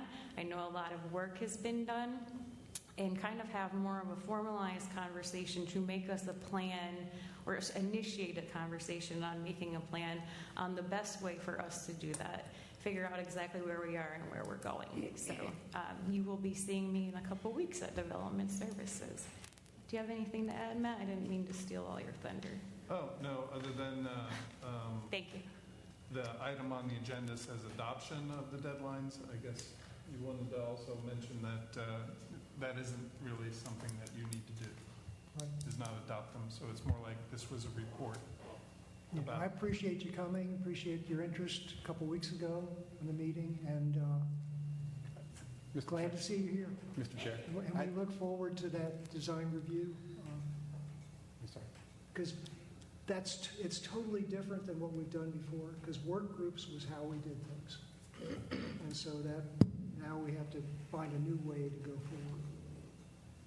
Mr. Chair, I just want I agree that having some kind of a hard deadline makes a lot of sense. As we talked a number of times, getting documents the day of doesn't get a lot of time for review or anything. So I think having a hard deadline is great, especially if we can maintain the walk-ins. If we can maintain the walk-ins, and so we have 2 different buckets, if you will. One, which is we're ready to go, we're looking at the whole application. The other one is really more questions, thoughts, kind of, which we do anyway. So I think that's great. I'm a little concerned about the idea of having a longer time period between having design review, because we only have one regular meeting a month, that means if you go design review and everything looks good, you might have to wait 6 weeks to get a hearing. And while that doesn't seem like a big, for like some of these 226 front where you have a big project, whatever, but someone who's trying to do some landscaping, garden wall, that just seems like a long period of time. And I'm not sure I know what the answer is, but as we think about it, I'd like to kind of talk about that as well. It may be as simple as shifting a meeting date a week and not really create too much extra things. We're still working through that. That was definitely a concern of Matt's too. So we don't have the exact answer to that. It's the first part I talked about of setting a hard deadline for design review. That's very easy for us to initiate. We know there's other moving pieces when we start moving around deadlines and things. But that 2-day turnaround time is just too tight, so it may result maybe in an extra week. I'm hopeful not much more than that, but we've got to do some adjusting because during those 2 days, really no other work gets done out of the HPC stuff. The COAs are not getting issued, calls are not always being returned because it's very consuming to turn that around in 2 days. So we are just looking for different ways we might be able to give him a little bit of break in that high stress 2 days of having to get all of those things properly noticed. Oh, I understand. I just don't know if the solution, one size fits all, just move everything out a month. I think that's there may be some more creative things to do, and I really don't mind giving Matt a lot more work. Yeah, we didn't talk about moving in a month, but we were just looking at the calendar and how we slide things, and some other boards and projects that go through the DRC and track to the Board of Adjustment or track to the Planning and Zoning Board and then to the Board of Aldermen. Those are stretched out a little bit more because so many more sets of eyes go on those plans and development review. There's so many agencies that comment. But it does track very similarly, and there are ways to adjust some dates to make it a little bit easier. So we're looking at that, not trying to give slower service, just trying to add some efficiency in and make sure if some other fire comes up that Matt's still able to deal with it and not be breaking state laws on not getting letters stamped on the exact date they need to go to. So, yeah. And the other thing great too, comments. Something that we talked about is, I'm sorry, Mr. Chair, you keep talking, is that the minor projects, the things we talk about, minor works, the more we expand the minor works, the more some of these smaller projects could move forward without having to deal with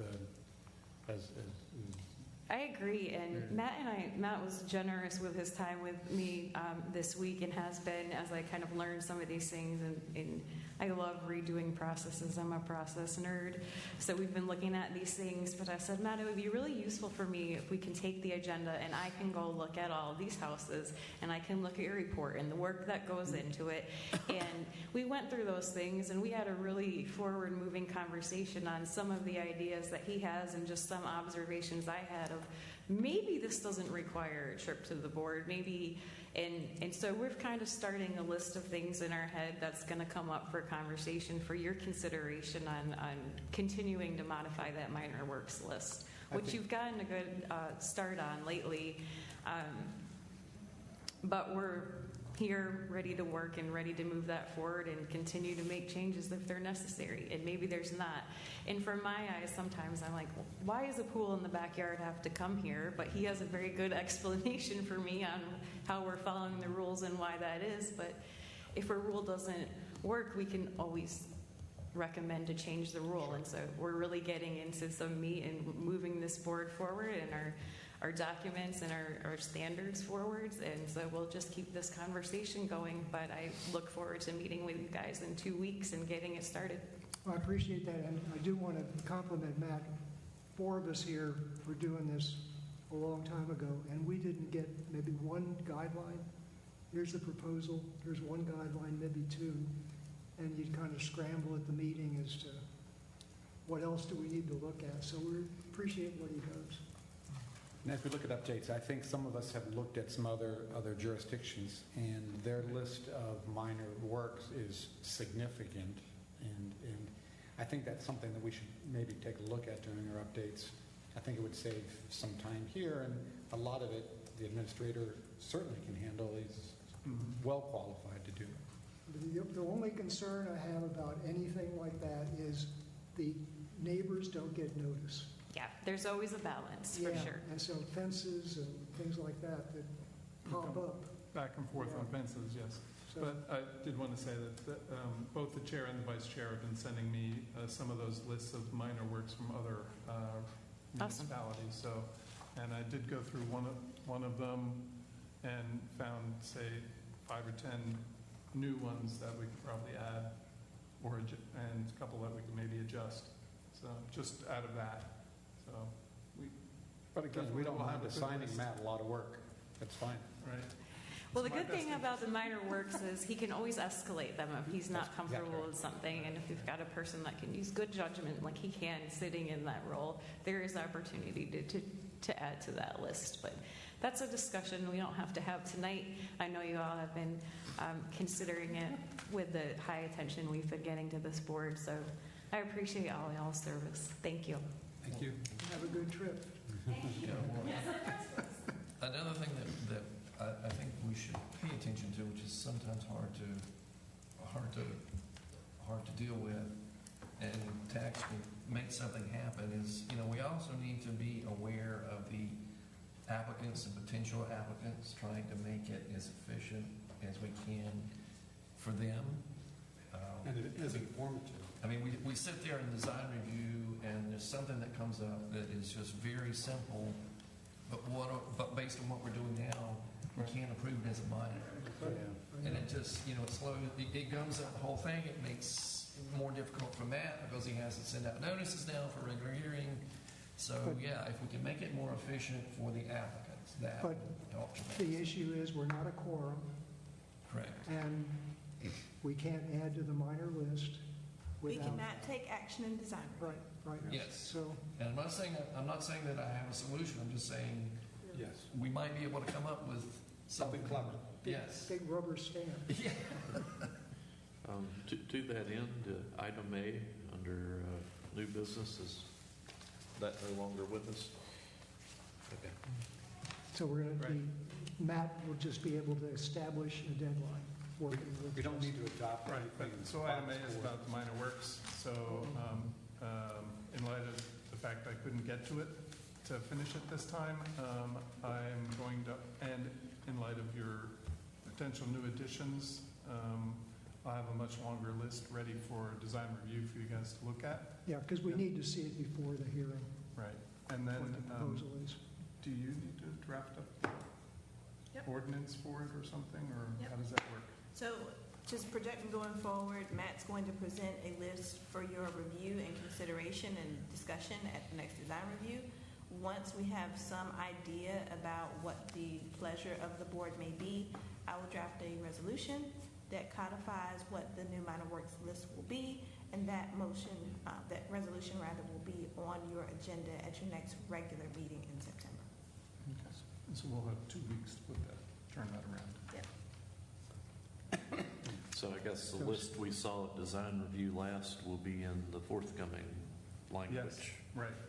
There were some revisions suggested for that one. So yes, the goal is to make it easier for the applicant and hopefully easier for Matt. What's that?